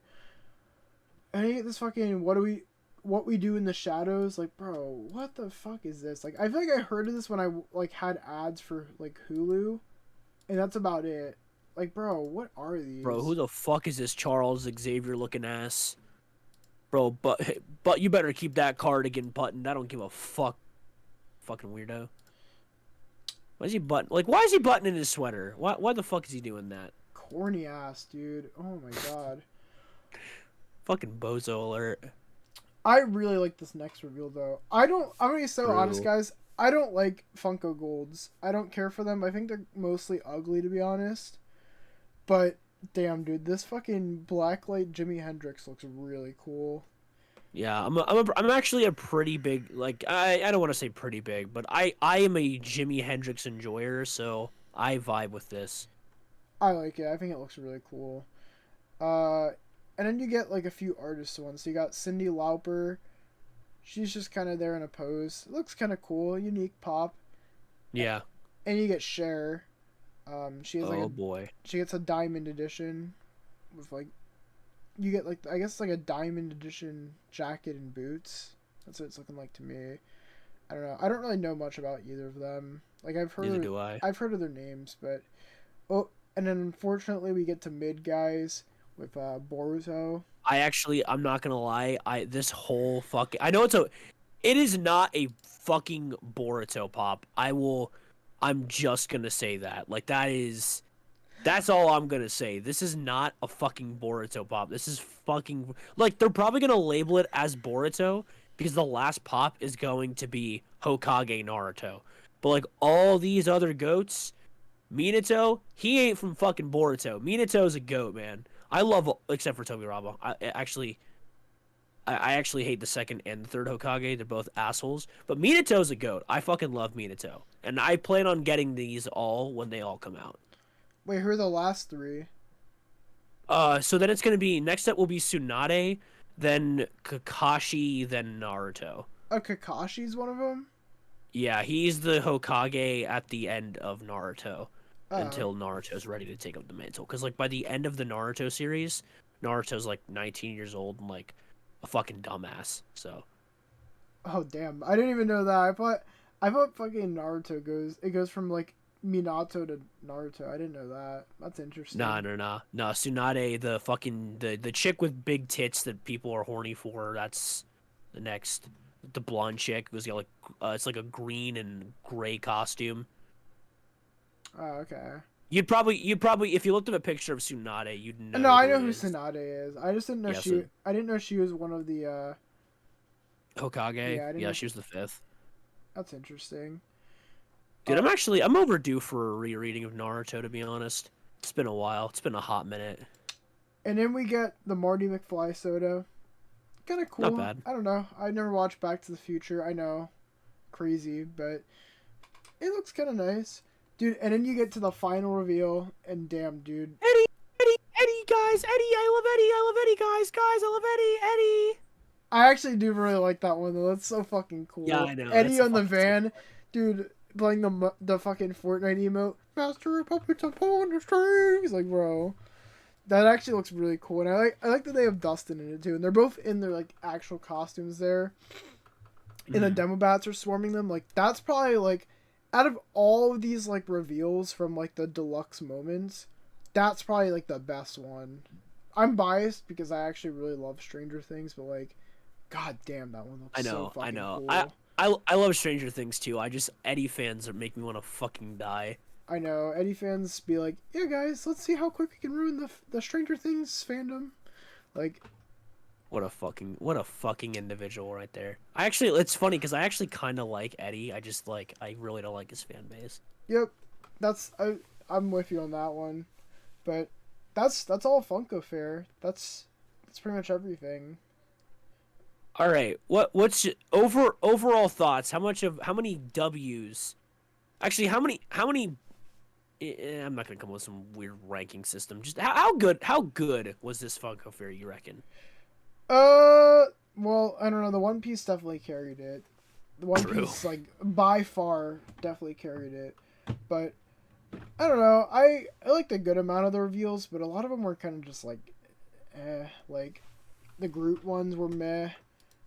I'm trying to think what else was there. Definitely the Groot ones were probably the biggest sleepers. The Five Nights at Freddy's ones were kind of sleepers for me. I don't know. I mean, I think the biggest W's, besides One Piece, like One Piece aside, obviously Demon Slayer. Ruben was probably like one of the bigger W's. The Scarlet Witch one was a W. The Steve Soda is a W. I actually do really like the hideout for My Hero. I think that's a really cool idea, and I'm surprised they finally did something outside of Marvel, like, for that. So that's actually really nice. Yeah, definitely. I think that was... I don't know if this, like... Because I don't think they have done one of these for, like, anime really before, have they? Not that I can think of. So, it's a brave move. Like, I'll give it to him. This is definitely, like, this is a bold one to start with, but it's a W in my eyes. I definitely only see them doing like kind of. Well, I guess the it's not really a build a moment, but like the ninja wall. Oh yeah, actually Like that one is. that's kind of the same thing. So, but it's Yeah, not done yet. So, but yeah, it's kind of the same thing. I'd say overall though, I'd probably put this at like, out of a scale from like 1 to 10. I'd probably give it like a 8 or a 9. Like, I don't know, maybe I don't even maybe even like a 7. Like, because I don't know, like I feel like everything besides the things I just mentioned were honestly just not that great. Like, Honestly, I'm gonna give an accurate. I'm gonna go through all. I'm gonna hyper quick go through all the pages and just hyper quick give it like an official fucking ranking on which ones are a W or not. all right, bet. Um, we are at an hour and 15 minutes though. So would you want to try and do the um Breaking Bad stuff like this podcast, or do you want to save it for like another podcast? I guess it depends on how much it depends on how much shit like how much of season 3 you want to discuss. Oh, I was gonna say season 2 because we didn't talk about Or season season 2. or season 2, yeah. We can probably talk about season 2. I'm fine with that. Like, I mean, I'll just try and like go through quick and like kind of let me find that like thing we were looking at before. Word. Also, by my statistics, I mean it also depends if you consider the two My Hero ones to be bangers. We're looking at a 40% out of 100 or a 40 just a 40% bang rate, which is pretty mid to be honest. But does the One Piece catalog bring that 40 to a 90 just because of how bang on the One Piece ones are? I would say the One Piece definitely like increases it. Like I would put it up to a 90 just for Hell that. yeah. But I respect that opinion. That's a W opinion. we can do like a really quick recap of season 2 for Breaking Bad because I'm almost done with season 3, so I will be able to talk A about word. more of it next week. Oh, dude, I just started Better Call Saul. W or L? It's actually really good. I mean, dude, what a show about Saul Goodman. I mean, like, W. yo, Easy W. W. He's a fucking W, dude. I fucking love Saul Goodman. All right, so just to get us like really quick through this because I don't like I said I don't want to make it like a 2-hour podcast, but the beginning of the fucking season 2 is it kind of leaves off where we were in season 1 where fucking Tuco murks his own dude and Jesse and Walter are like, yo, can we like leave now? And they try leaving, and then I think Tuco stops them, and he's kind of like thinking like, oh, they better not fucking snitch on me. And so they're over panicking. They're like, oh fuck, he's definitely gonna kill us. So Jesse gets a gun. He's like preparing to like save himself. I'm not gonna go through like we're not gonna do the same shit we did last time like through every episode. I'm just gonna kind of go through like the really important things. And Walt's saying like they should probably kill Tuco with the poison, right? And then what is it? Hank sends Walt a cell phone photo of the no-dos. Oh shit, yeah. Hank's like, yo, look at this fucking dumbass, bro. And Walt thinks like, oh fuck, Tuco killed the other dude. But turns out the other dude literally was just trying to save the guy that like got killed. Because I think Tuco put him under a car or something. And he's like, yeah, no, we gotta bury him. And so bro tried to save him and he ended up killing himself. And later that night, Walter goes to the house and he's like panicking. Like he's fucking like freaking out because of that shit. And he goes to the bathroom and I think that's the point where Skylar's in the bathtub and she's like talking to Walt and then his cell phone rings. His like trap phone, I guess it would be called. And he's like, oh fuck, dude, we gotta he's like, this shit is like fucked. Or I don't think he picks up the phone, actually. I think he looks out, and Jesse's there, and he's like, Jesse, why the fuck are you at my house? And then you just look, and Tuco's in the backseat with a gun to his head. And that's the point where he abducts them. By the way, do you want to cover any of these parts, Liam? Oh, I was thinking we are just going to go, like, episode by episode again. Okay, I was say if we can, but I want to try and, like, speed run through this season. Alright, word. So, next episode is, you know, the two little silly guys are kidnapped by Tuco, and they're taken out to, like, the middle of... Actually, the episode begins with Jesse's car, like, bouncing up and down in the middle of the desert. And it just looked like, I'm like, yo, Jesse fucking in the desert? Question mark? But yeah, no, so Tuco kidnapped Walter and Jesse. They were just vibing in the back seat in the trunk, trying to break out. Nothing happened, and brings him into his house, and they're just chilling. They're just vibing. Tuco's like, "Hey, yo, we're gonna all go to Mexico. We're gonna all vibe out there together. All right, boys." And on the other side of the world, you know, well, not the world, but you know, Hank and all them are like, "Holy shit, Walter's been gone. Has he been kidnapped?" And so on the other side of things, like, oh shit, Hank's trying to figure all this out. And basically they trace Walt to Jesse because they're talking about his whole, you know, marijuana, quote unquote marijuana obsession. And so they track it down to Jesse and get to a point of where, okay, I know what Jesse's license plate number is, and I'm gonna try to find him. And then we go back to Tuco and gang, and you know, boy's cooking. He's cooking them up, making them a little bit of grubs. Some burritos. Dude, and then the goat is there, And, bro. The goat is in that scene. Oh, the goat. Fucking We're Bell introduced guy. to a little individual by the name of Hector.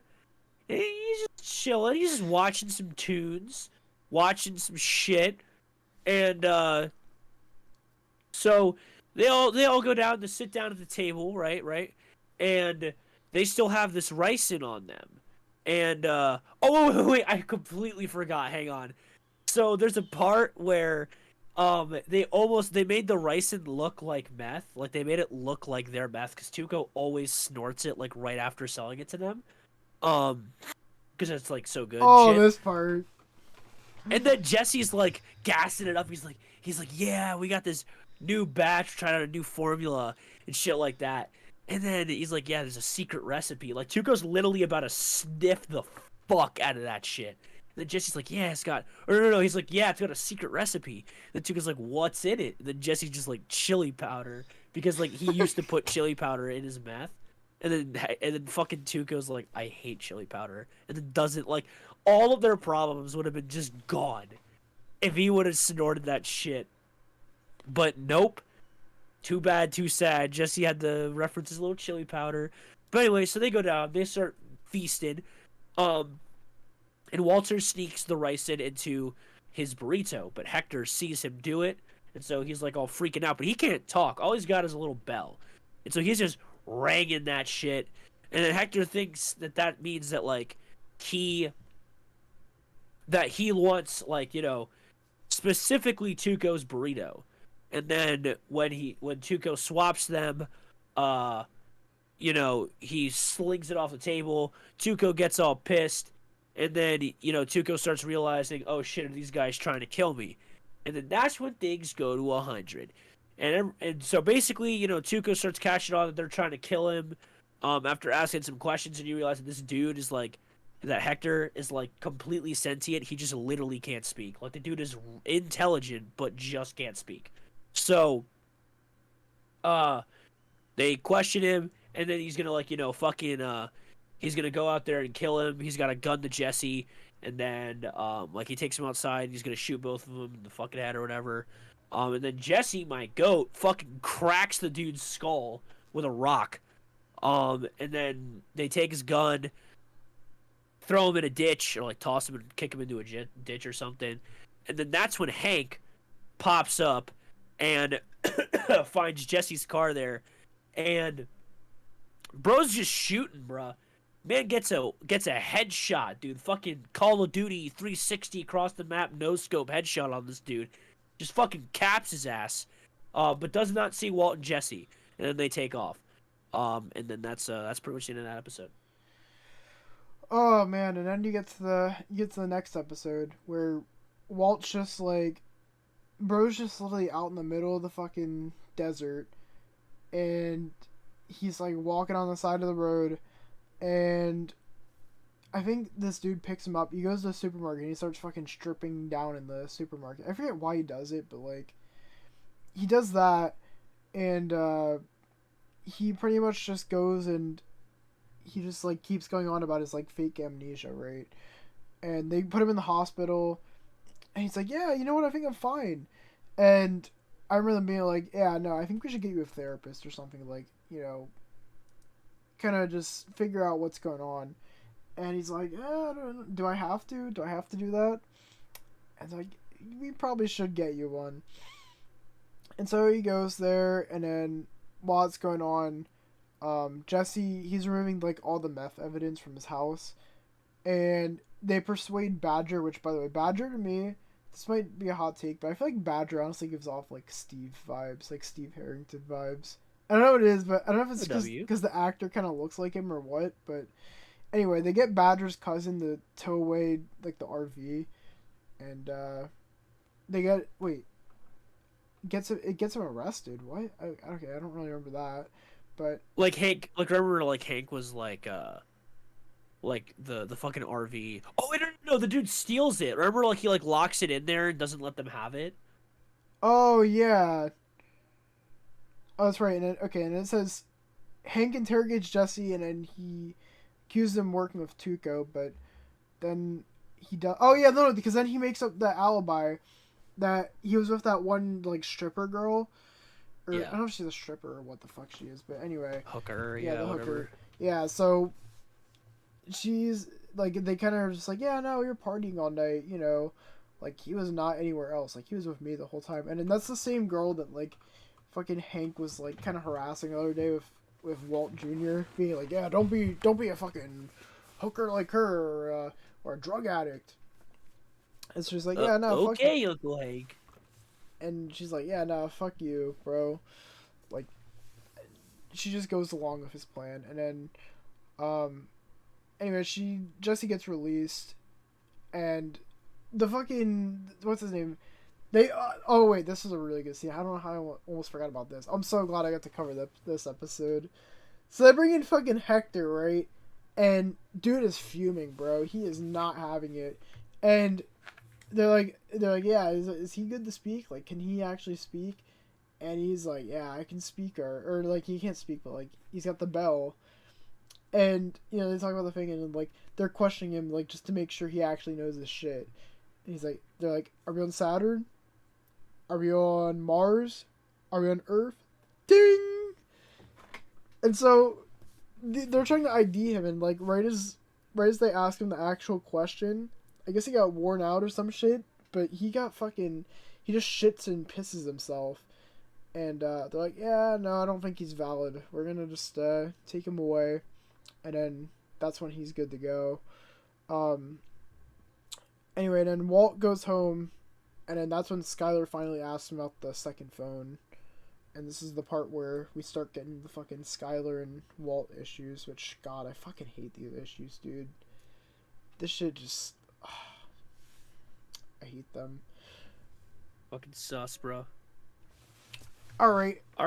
Into the next episode. So the two gentlemen are like, you know, shit, what are we gonna do now? Tuco's gone. And so they're just kind of plotting and scheming. And also Jesse needs some, fucking, oh wait, I think Walt gives Jesse like $600, something like that. So he also gets out of that like fugue state in the that he was in originally. So his whole plan was that he was going to pretend to be nude so that he'd have an excuse, like, you know, like that, like the he was kind of trying to make it seem like the cancer was getting to his head and that he was going insane, and that like that's why he left and shit like that. But like, you know, he had to talk to a therapist, and if a therapist verify he's not insane. But there's this wonderful thing called client fucking something or other. Client confidentiality. Yeah, if you tell a therapist something, they can't say that shit unless like you're literally like a mass fucking murderer or something like that. Um, so he's like, "Yep, nope, made it all up. Just wanted to get out of my house." So yeah, gets out of that shit. Um, and then so this is actually at the beginning of when I start hating Skylar because and this is kind of when I was I think I talked I don't know if I talked about this on stream last week, but I talked about this a little bit with Default. So Walt basically is like making dinner and shit like that, and he also tells her like, "Hey, so I think that what it might have been is it wasn't a phone call because like he actually so when he answered the phone, he didn't say anything. Like he just kind of opened the phone and then just said shit and then left. So like he didn't even like make the implication that he was in a phone call. His phone just went off and then he went. And so he was like, "Oh yeah, it was just like my alarm that I set on my phone that you know reminds me to take my pills and shit like that since I have to like take them so frequently." And like I will this is like a very confusing reason as to why I hate Skylar White. I will say this: if my wife was selling meth and that exact same thing happened to me, and I was in Skylar White's shoes, I wouldn't have batted a fucking eye after she said that. That like I get that like Skylar White is correct. Her husband is lying, but like you have to have some serious trust issues to like I don't know, man. I find that very viable. I find that very like reasonable what he said. So like I don't know, man. I feel like she's just very sus. I feel like she's a very suspect person, and I feel like she has trust issues. That's when I started hating her, cause like I literally knew what Walter was doing, and I fucking believed him when I heard that shit. So I'm like, who the fuck is this bitch? Who the fuck does she think she is? It's also hard when like you know that Walter's doing this for his family, although like he is starting to get like more. I don't want to say corrupted, but like he's starting to get more aggressive, like the Heisenberg persona is growing and it continues to grow, but like his motives started pure. But like I wouldn't say that it's at a point where like I still know that he's doing this for his family, but like that's late Breaking Bad shit that I'm getting into. Anyway, so yada yada yada, Jesse's parents try to kick him out of his house because they technically legally own it. Um Walter White gets fucking Walter White's policy basically gets him and Walt into a minor car incident while he's trying to teach him how to drive.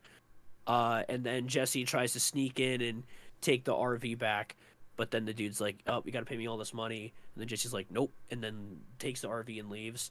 But then gets the fucking he steals or no, he gets Walt to give him the money, like another half of Walt's money that he has so far since the FBI confiscated all of his after the whole Tuco thing, or because the money was in his parents' house. I forget why, but they somehow stole all of his money. And then he pays off for the RV, and then that's the end of the episode, pretty much. Oh wait! I think there's one more thing. Yeah, by fucking probably one of the most L Skylar moments. Shit, Skylar gets. Yeah, do you remember what she does?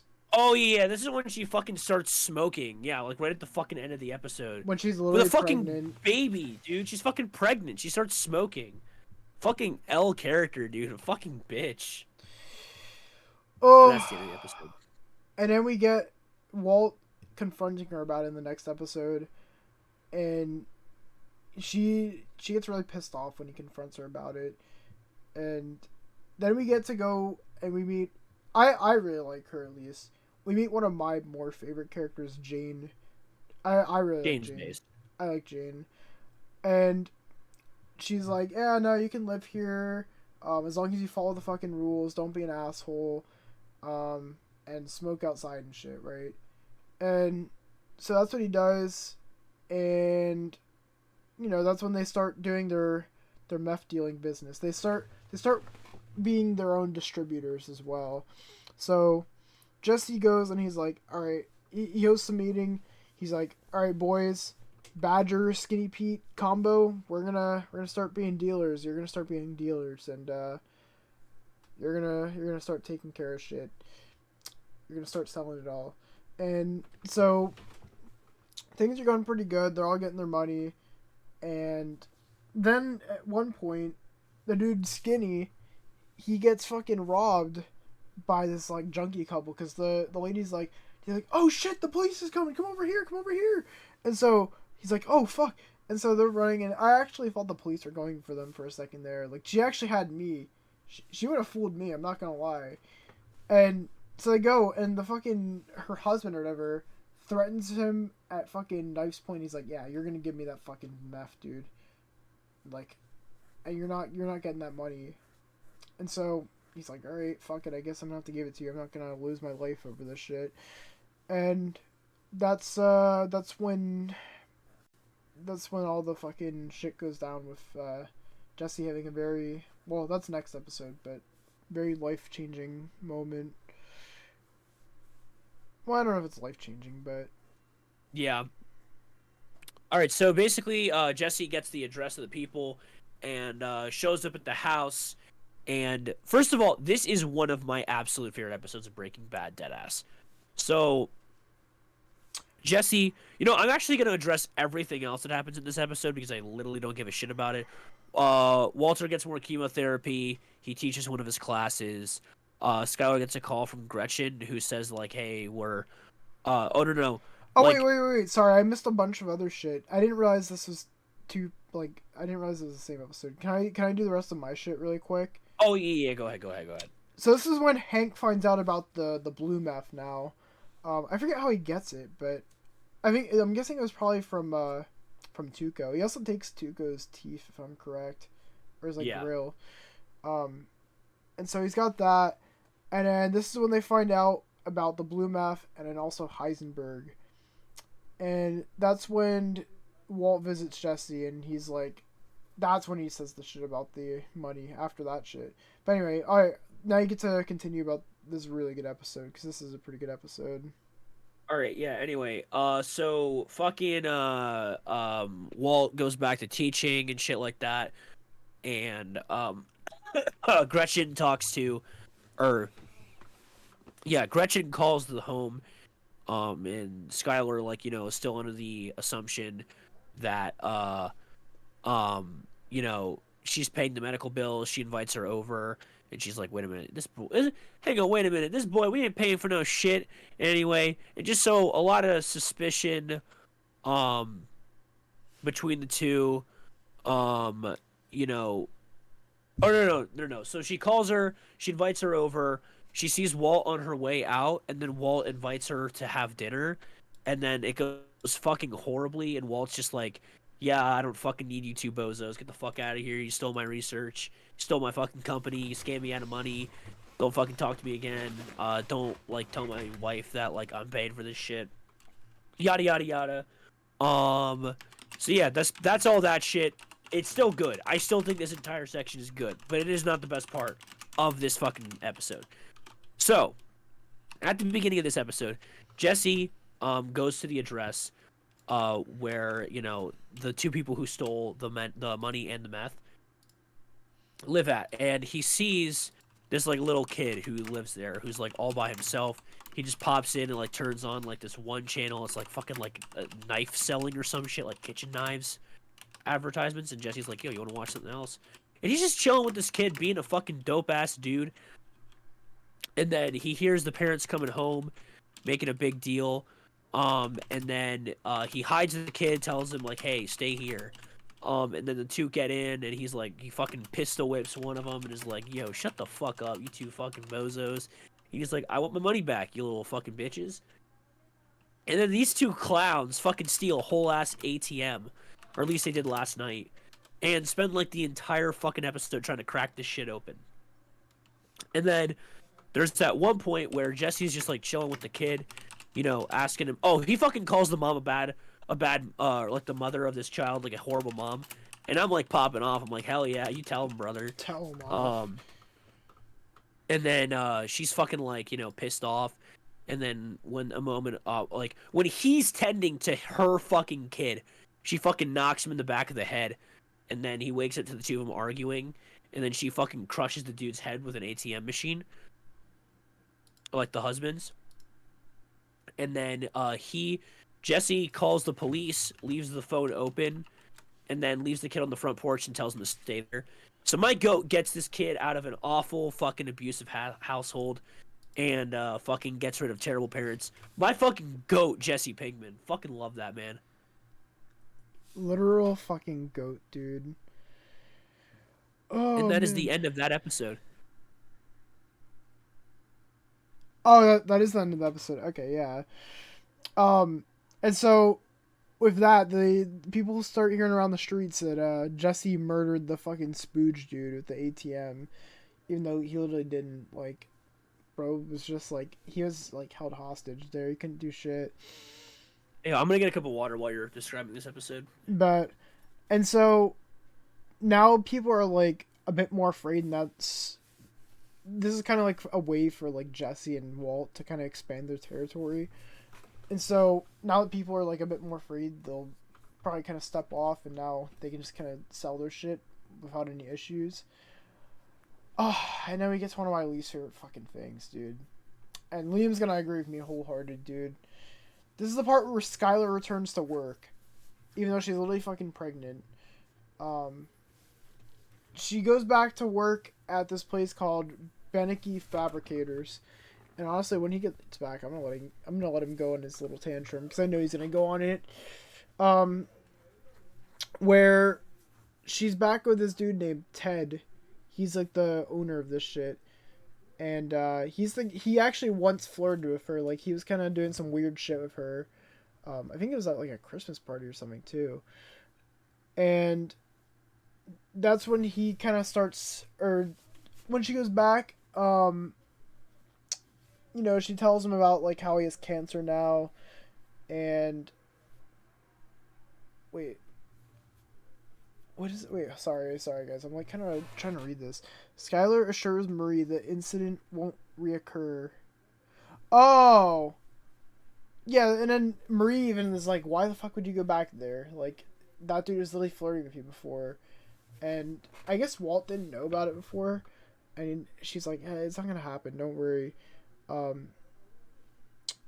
yeah, then that's the beginning of it, because then he gets to find out about like Walt having cancer. There we go. I explained that better that time.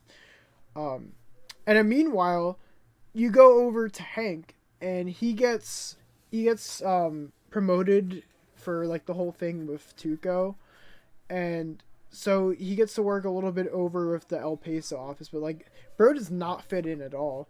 Like, he is just, I don't know, he does not seem like the rest of the crew, because they're all serious and like they all speak Spanish, and we all know Hank is kind of, I don't know, bro likes to be a prankster, and he also just doesn't really know Spanish. Like, he's like that awkward white guy. I don't know. I mean, Hank is the goat, but like bro did not know shit over there. And so they're interrogating this, like, they're getting this dude Tortuga to like, spill the beans for him, because I guess he's like the reliable guy. And he's like, yeah, you'll have to go to this place. There's supposed to be a meeting over there. And so they go over that way, and they're all waiting for something to happen, because nothing's happening. They're all like fucking around, and then eventually Hank's like, oh shit, look, there's something down there.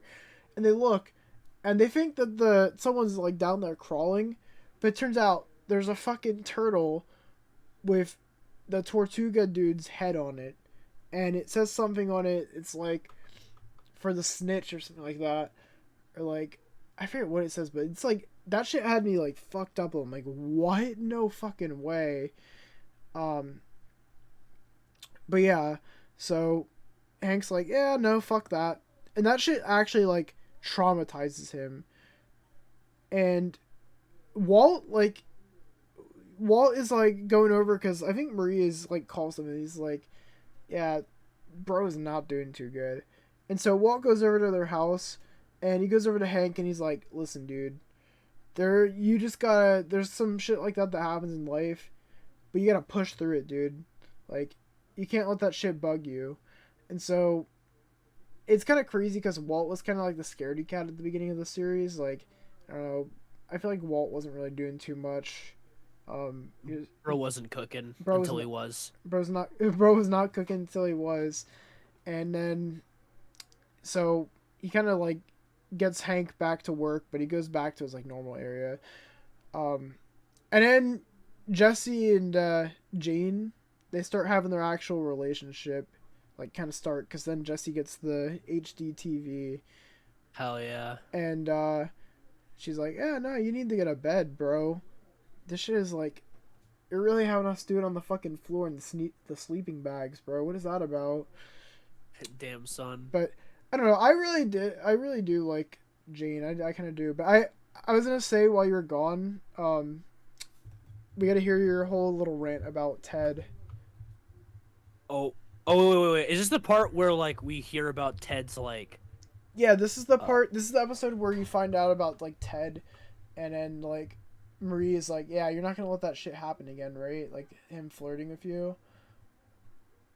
Wait, is this the Happy Birthday, Mr. President episode, or the fucking one where we find out about his tax shit? This might just be like, I don't know. This is just his introduction episode. Oh, you get a really good episode to cover next. Wow. Oh, dude, I know, dude. I was like, as soon as I saw that this is the even one, I was like, let's fucking go. I will save my Ted rant for when one of those two moments happen. Okay, no. But for now, he's a dick. I think that's like 2 episodes from now. But anyway, here we go. Oh, my goat. This is probably one of my favorite episodes. Saul Goodman. Fucking Saul Goodman, baby. Okay, so this episode probably is actually like one of my fucking favorite intros to Breaking Bad. It's just fucking Badger, like this random ass dude, like just shooting the breeze. And like he's like, you know, just going like, oh yeah, I'm not selling meth. And he's like, oh come on, I need some. And he's like, oh well, how could I prove to you that I'm not a cop? And he's like, I don't know, man. And then the dude's just like, the dude's just like, you know, oh well, I think that like if I raise my right hand to God and say I'm not a cop would have to tell you, like if you ask me I'm a cop and I raise my right hand to God and say I am not a cop, I like have to. And then Badger's like, all right, are you a cop? And then he's like, nope, I'm not a cop. And then he goes with the deal and then gets busted. He's a fucking cop. Is it like, dude, that shit had me on edge and laughing like the whole fucking time. That shit was so good. I love Badger. Badger's a fucking goat. Such a great dude. But so we get one Saul Goodman to fucking be his clientele. First of all, dude, like he just fucking pops in and was like, yeah, all you fucking suck my dick, get out of here, you fucking bozos. Fucking cops, get out of here. Fucking love that dude. Like, I forget exactly what he says, but like the first sentence he utters in this show was incredible. I forget exactly what it was, but I was busting my balls over it. That's the only thing I can say. It was hilarious. Don't forget his ad, though. Oh, dude, the fucking ad is great, dude. Dude, like, just look it up. Like, just literally look up a Better Call Saul ad. It is so fucking good. There's, like, no spoilers or anything like that in it. Like, just watch that shit. It's so good. But yeah, so he is just a fucking... This bro is just like, you know, all right, guys, let's try to get this kid out of here. And then Walt and Jesse are trying to think to themselves, like, oh, shit. How are we gonna get around this situation? And then so they try to like, you know, fucking oh shit, they're trying to like, you know, tell they kidnap Saul, like Walt and Jesse kidnap Saul and are like, okay, we gotta figure this shit out. We gotta get Badger out of prison, like out of all this shit without busting us either. And I love how like Saul's entire suggestion is just like, hey, I know a guy, let's just fucking kill the dude. And then they're just like, we literally can't do that. And he's like, I'm just saying, guys, it's an option. I know some people. And also he notices that like fucking,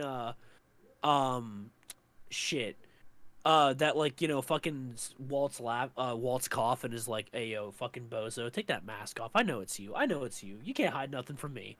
And so anyway, my goat comes up with this genius plan, where there's basically this dude who like pretends to be other people to go to prison, and basically they set up this fake meeting where they'll get Badger out of going to jail if they expose the real Heisenberg. And so they get this dude to pose as Heisenberg. They set up this meeting, and so like they meet up on a bench, right? And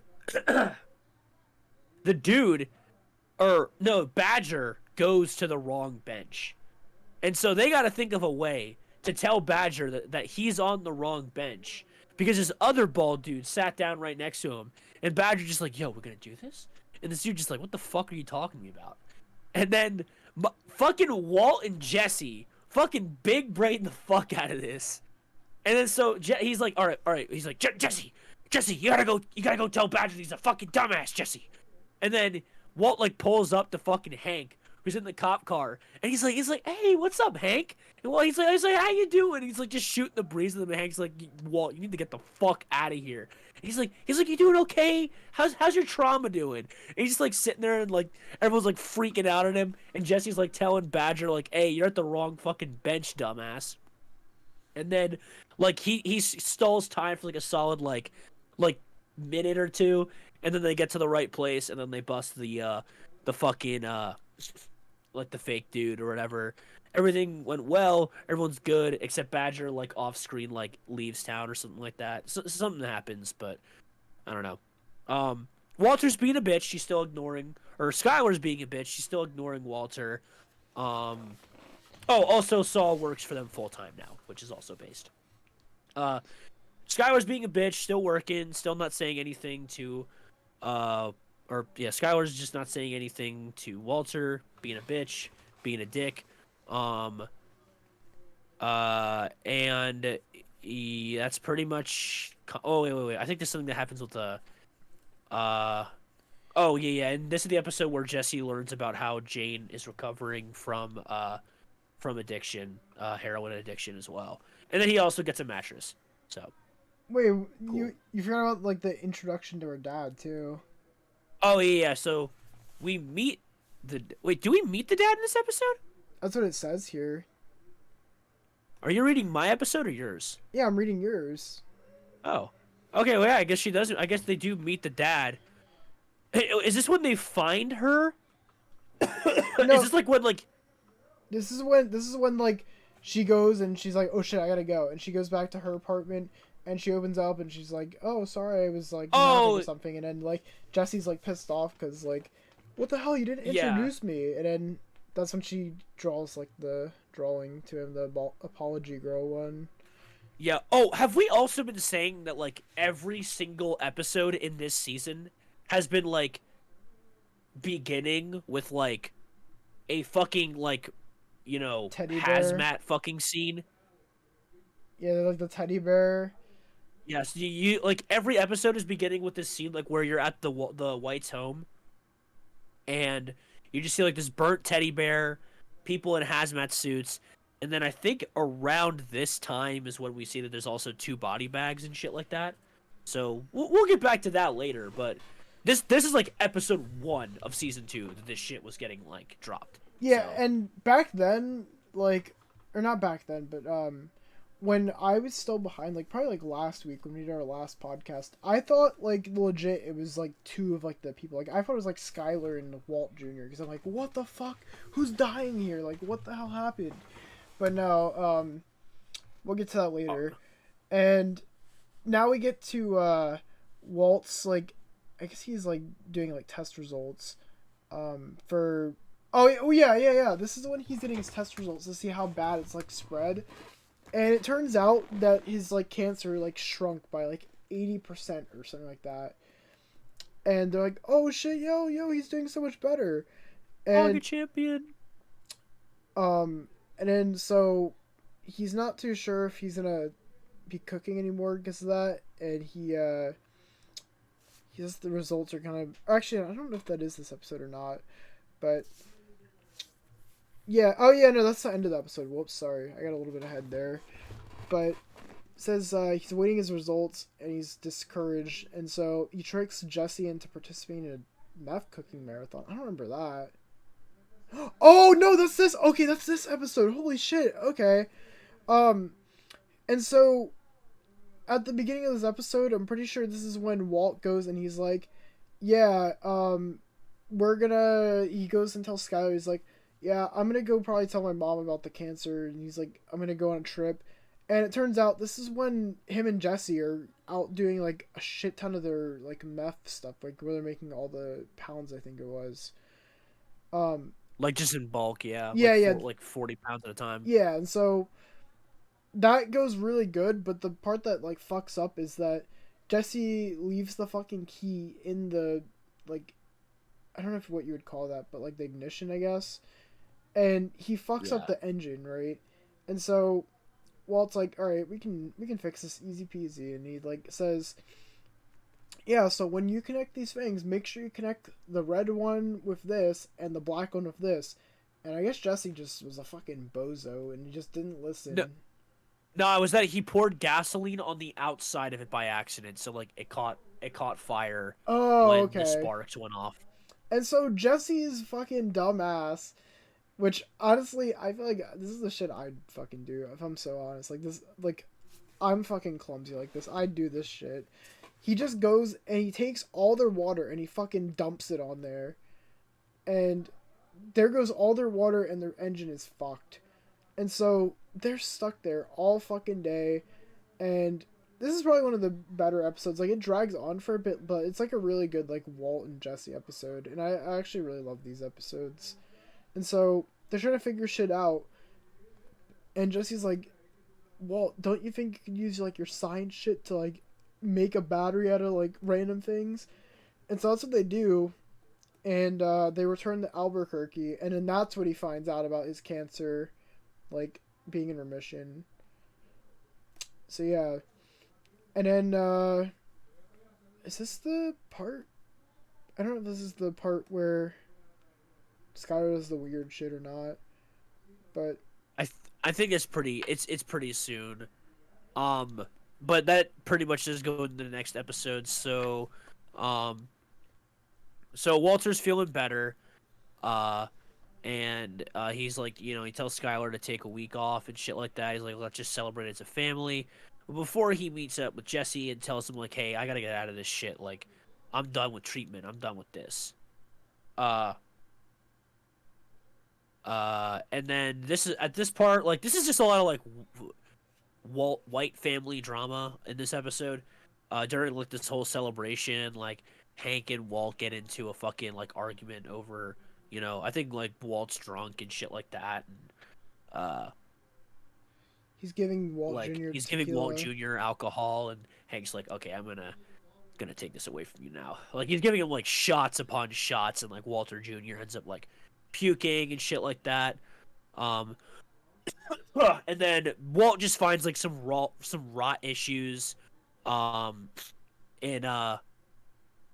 his house, is just fixing up his house. All day. Okay,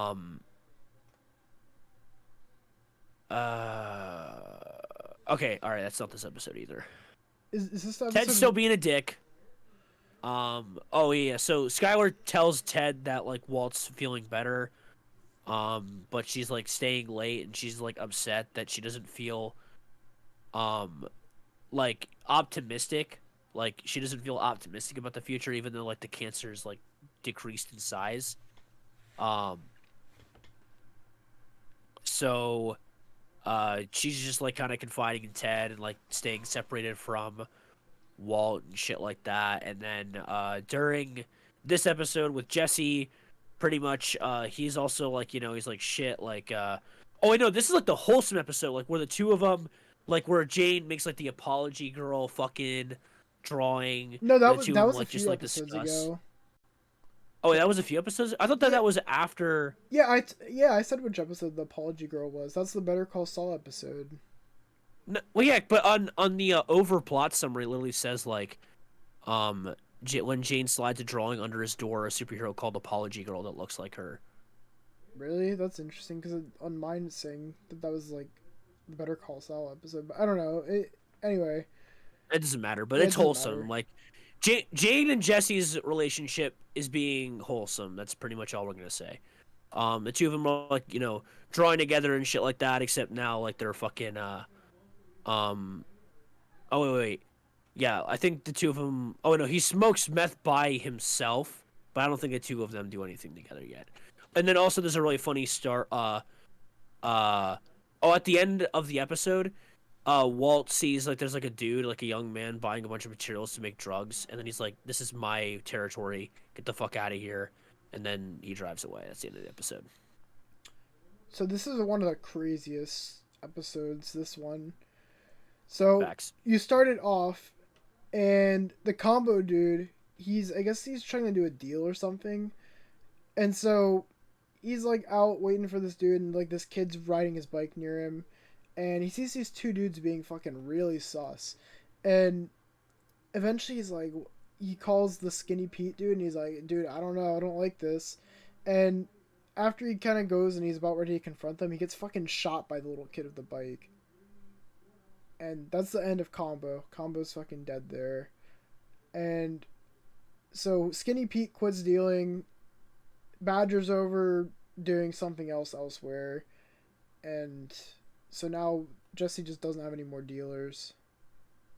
And so that, and then this is when Jesse starts getting into fucking heroin, which this is the one part where I'm like Jane L, but like besides that, I just really like Jane.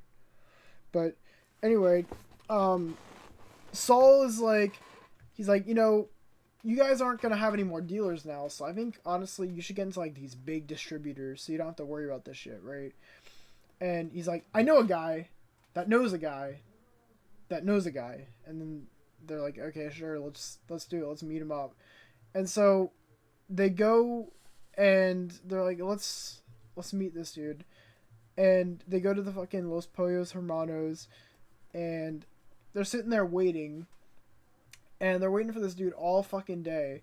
And the manager comes by, and he's like, are you guys, is everything alright with you guys? And they're like, yeah, everything's alright. And they don't get the clue at the moment, but that's Gus. He's the big distributor guy. And so he's like, No way, Gus Among Us. And so Gus is like, I don't know if I can trust these dudes. And especially since like Jesse's like on fucking heroin, but at that point, Gus is like, yeah, I'm not fucking trusting a drug dealer like that or a fucking loony like that to do my drugs. And so after like, Walt is like going over and like bugging Saul, he's like, dude, I want a fucking another chance because it's not my fault Jesse's over here acting like a fucking idiot. And so he's like, fine, I guess we can do it again.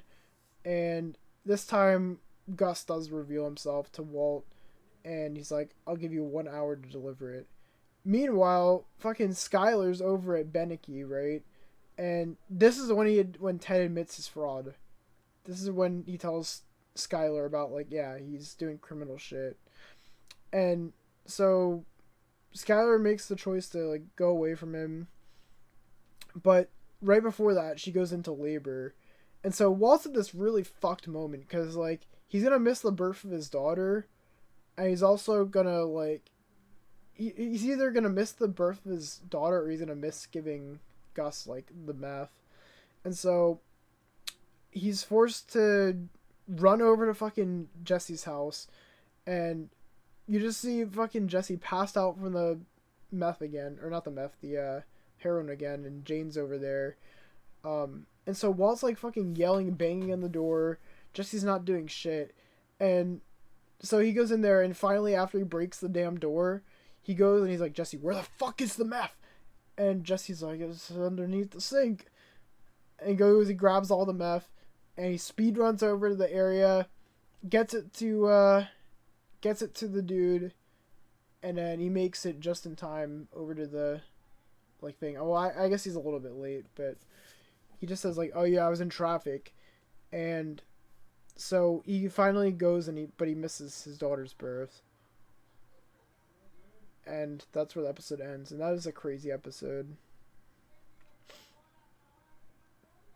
You know what? I wanna really, really hammer home, and I have to be asleep in like an hour. So I'm gonna hold my Skylar White as a bitch rant for the beginning of season 3, so I can really fucking hammer this bitch. Uh, because I gotta try to wrap. I gotta try to I Wrap have shit to up be here. up at 5 a.m. basically. So Okay. We can try to speed uh, run these last few things. I think. Okay, yeah, I gotcha. I think we only have one more episode after this anyway.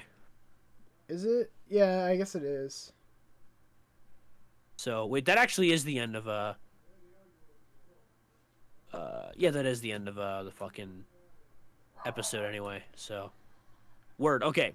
So uh okay, so yeah, he basically Walter oh no. You just talked about Phoenix, right? No, I talked about Mandala. Oh, okay.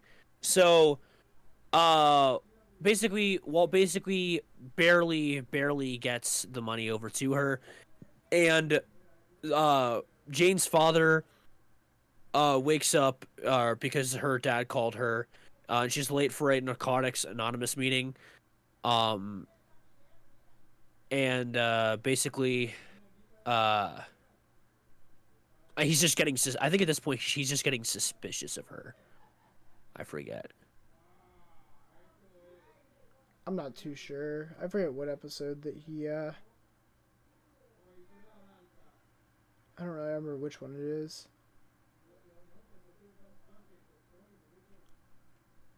Okay, yeah. So he's just getting suspicious, and then Jesse wakes up and sees that someone broke into his house and stole the meth, and he's freaking out, like calling Walter, and Walt's not saying anything. And then Jesse shows up in Walt's classroom to ask for his half of the money, and then Walt's like, Walt refuses because he thinks that it's just gonna make him buy more more heroin and shit like that, and so he tells him he's gonna give him his money once he knows that they're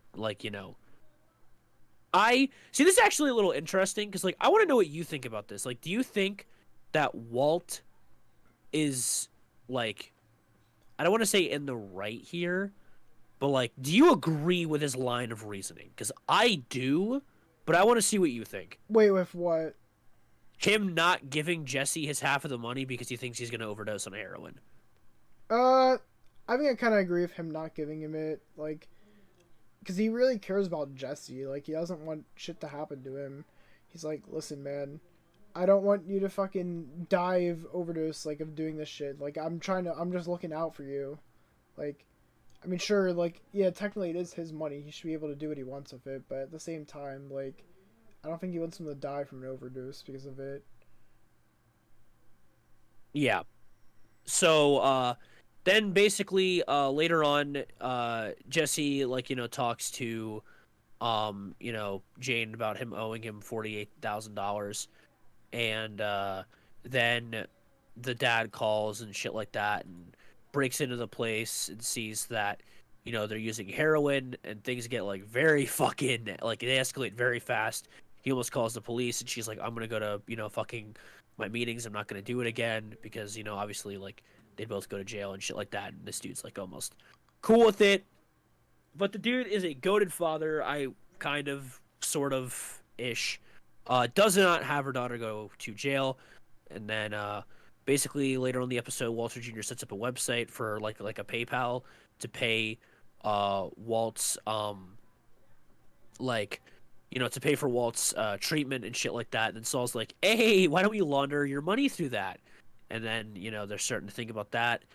And then Jane basically blackmails this is where Jane gets a little less based.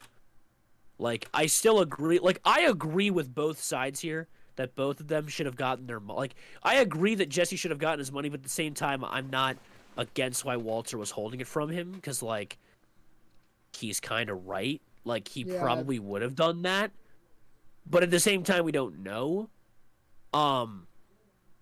But yeah, that happens, and then like they, he gives them the money, and then Walt on his way back from there actually runs into Donald, the father, and the two of them are just shooting the breeze and talking and shit like that, and they're talking about how you never give up on family. And like, dude, I love the way that Walter like talks about his relationship with Jesse here. Like, I know a lot of people who really fucking hate Walter that I've seen in the fan base. I think he's goated as fuck in this episode, dude. I think he's goated as fuck. He is legit the only person that genuinely cares about Jesse in this episode, in my opinion. Like, I think Jane is definitely a lot less based in this episode than she is in other ones. Rightfully so. Like, I'd be like, anyone would be pissed if they heard about a loved one being held out from $4,800.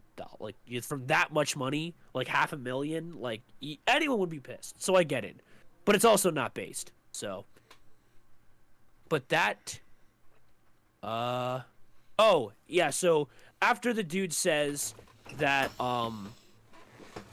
after the dude says that never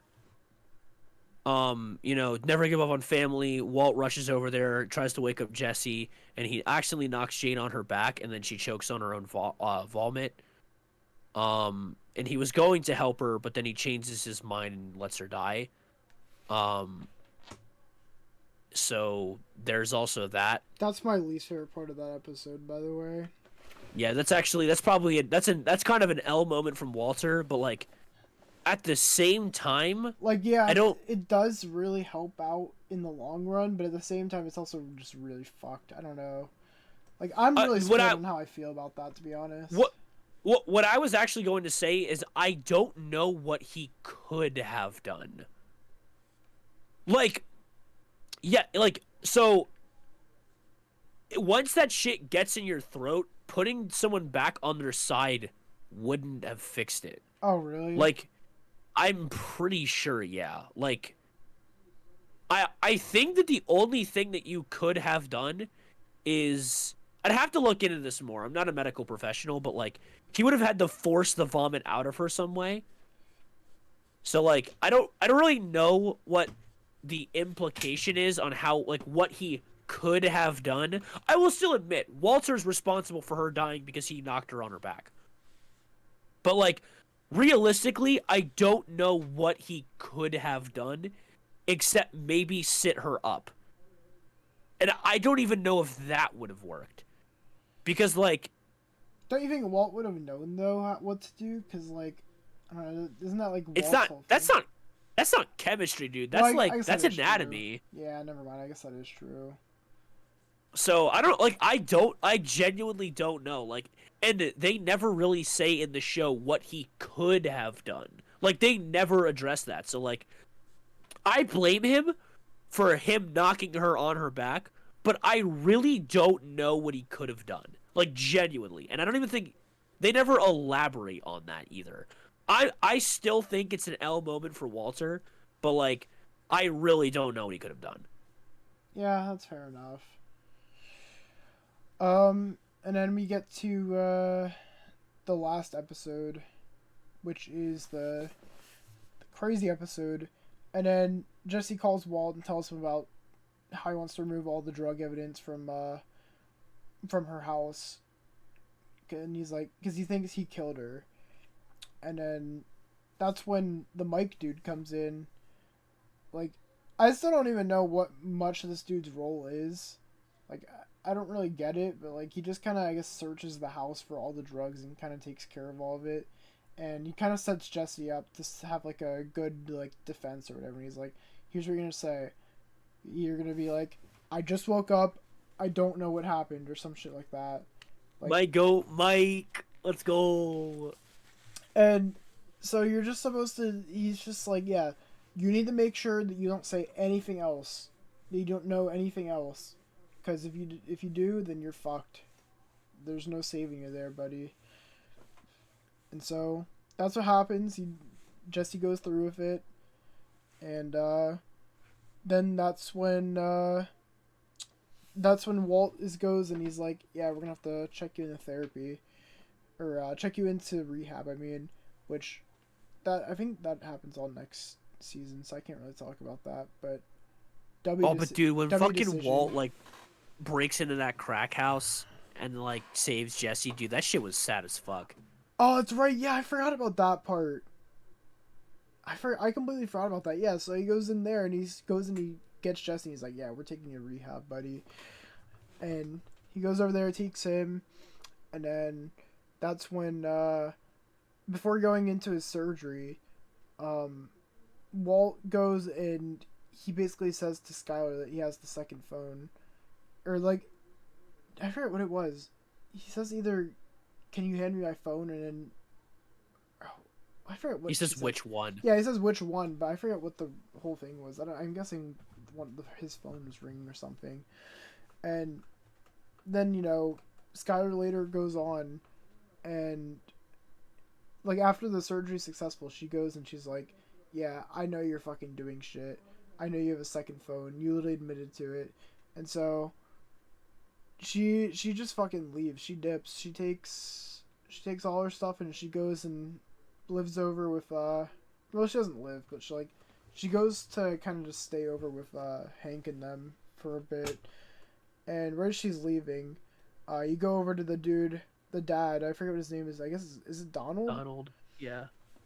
And he's still fucked up from his daughter's death, and so I guess he's not giving like the right like directions or commands to these like planes because they're getting way too close. And he just kind of causes these two planes to fucking explode and just crash, and then that's when you find out that's what happened. That's been teased this whole season. That's how the fucking bear goes in the pool, the eyeball, the two bodies. That's when everything happens and fucks up Walt's windshield, and that's pretty much how the season ends.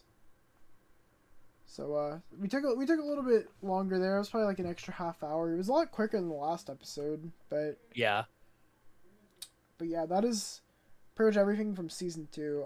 Like I said, I think I definitely liked this season more than the first one. Completely agreed. And it's not just because there's more content. I think that this episode, like this season, is such a fucking good season. A lot of really good characters introduced. Fucking Saul. You get Jane. Like, okay, I'll give you this. Mike is just kind of whatever right now, but Mike is a goat later on. Yeah, I don't know. Mike hasn't been. I'm still in season 3, and he still hasn't done too much crazy shit. I will. Season 4 is like when Mike goes kind of dummy. Not gonna lie. Bet. I'm excited to see what he does because everyone keeps hyping him up. I'm like, bro, what is the hype? I'm waiting to hear it. But I also think a lot of it might come from Better Call Saul because he's a lot more important in Better Call Saul. I will say that. Bet. But anyway, I think that is everything. I'm not sure what we have planned for next week's podcast. If we're just gonna do another Breaking Bad podcast or what we're gonna do, but like, I don't know. Maybe, you know what I'll try and do? I'm gonna try and see if I can get through like season 3 and 4, and then we can do that next week, and then we can have a whole episode dedicated to season 5. Oh, dude, are we about to drop about why the Fly episode is an American classic? Is that the one episode that you said people don't like or that you do? Yeah, people hate it and they're just wrong. Like I don't know how else, season? like it's season 4 episode like 13 or something like that. Like it's episode like 13 or 12. Like I don't know how I'm going to like actually like write this down and like formulate a valid argument as to why it's an American classic. It's just a banger of an episode. I don't know what else to say, man. And also, I asked Gunnar, and I know you said you were probably fine with it. We might have him on next week for that. Are you down for that? Hell yeah. Get that man on here. So, that'll probably happen, and as far as I'm aware, that'll probably be everything. And if we have any other smaller subjects, we'll probably get those out of the way at the beginning of the episode. But yeah. And also, one quick reminder to everybody who's been, like, if you tuned in halfway or some shit like that, I'm not going to re-ramp or revamp anything. But if you're part of the anime community, please go check out this fucking video by Clyde called, like, My Experience as Set the Programmer. And, like, give that dude support because shit's fucked. And also check out Omar. This guy called Omar. Just look up, like, the fucking, Except the like leaks programmer. on the just look into the details on the Sasuke versus Naruto animation, and like donate money to the animator, not set the programmer, to the animator of the project, because he actually is going to finish it. But like you need to make sure you have like the right like Patreon and shit like that, like because it's fucking phenomenal. Like look it up on YouTube. That dude's violently talented. So just a quick little thing there, if that's something you're interested in. But yeah, guys, that's gonna probably wrap it up for today's episode. Um, I'm also not sure when we're gonna do the next Checkerboard Pirates episode as well. Like, you don't have to think about that. I'll have to let you guys know. I have a lot of shit that's like going down in my life in the IRLs right now, but like hopefully I'd love to have one be IRL like soon. That'd be fucking awesome. But yeah, guys, So that's gonna wrap it up. So, like I said, next week probably have Gunner on, and then we'll do 3 and 4. Hopefully, I'm gonna try my best to catch up for that. I don't know. We'll see if I make it to 4, but I definitely will have season 3 done. But we can always break down season 3 even more. Like try to have like a good I'll try to look up some like good topics for like shorter topics. we can try and think about things, because like I wanna try and get some more like feedback in, because we kind of just like go through like the plot, but we don't really. I feel like we haven't really given much of our thoughts. Like, obviously you're gonna go on your Skylar rant next week, but Honestly, I was actually thinking about having that be like the season, like talk about season 5 and like then we'll do all that. yeah, because I feel like you can really only talk about this story within the like it's really only fair to talk about this story within the context of like Everything. yeah, that's how I feel anyway. I mean, I could be wrong in that. I mean, I guess if I were to give like a general thought on the series thus far, my main takeaway would be that it's just written really fucking well, and it's very like everything is very convincing, and like you kind of believe every side except for Skylar. Like she's a bitch. But like I don't know, it's just well written. Like I don't know what else to tell you, man. Like if you want me to go into why it like one of the biggest things about Breaking Bad that I think is so good, it has a lot to do with the ending. And so I don't really know if I could like really talk about that. Like character progression is like probably the biggest thing in Breaking Bad. That's astounding. But yeah, guys, so that's officially gonna wrap it up. We will see you guys next week, same time, same area. Oh yeah. And new. Well, I don't want to say new co-host, but like, you know, we'll have an extra helper for next week. Talk about this shit. Hell yeah. But yeah, thank you guys for watching, and I'll see you around. Peace.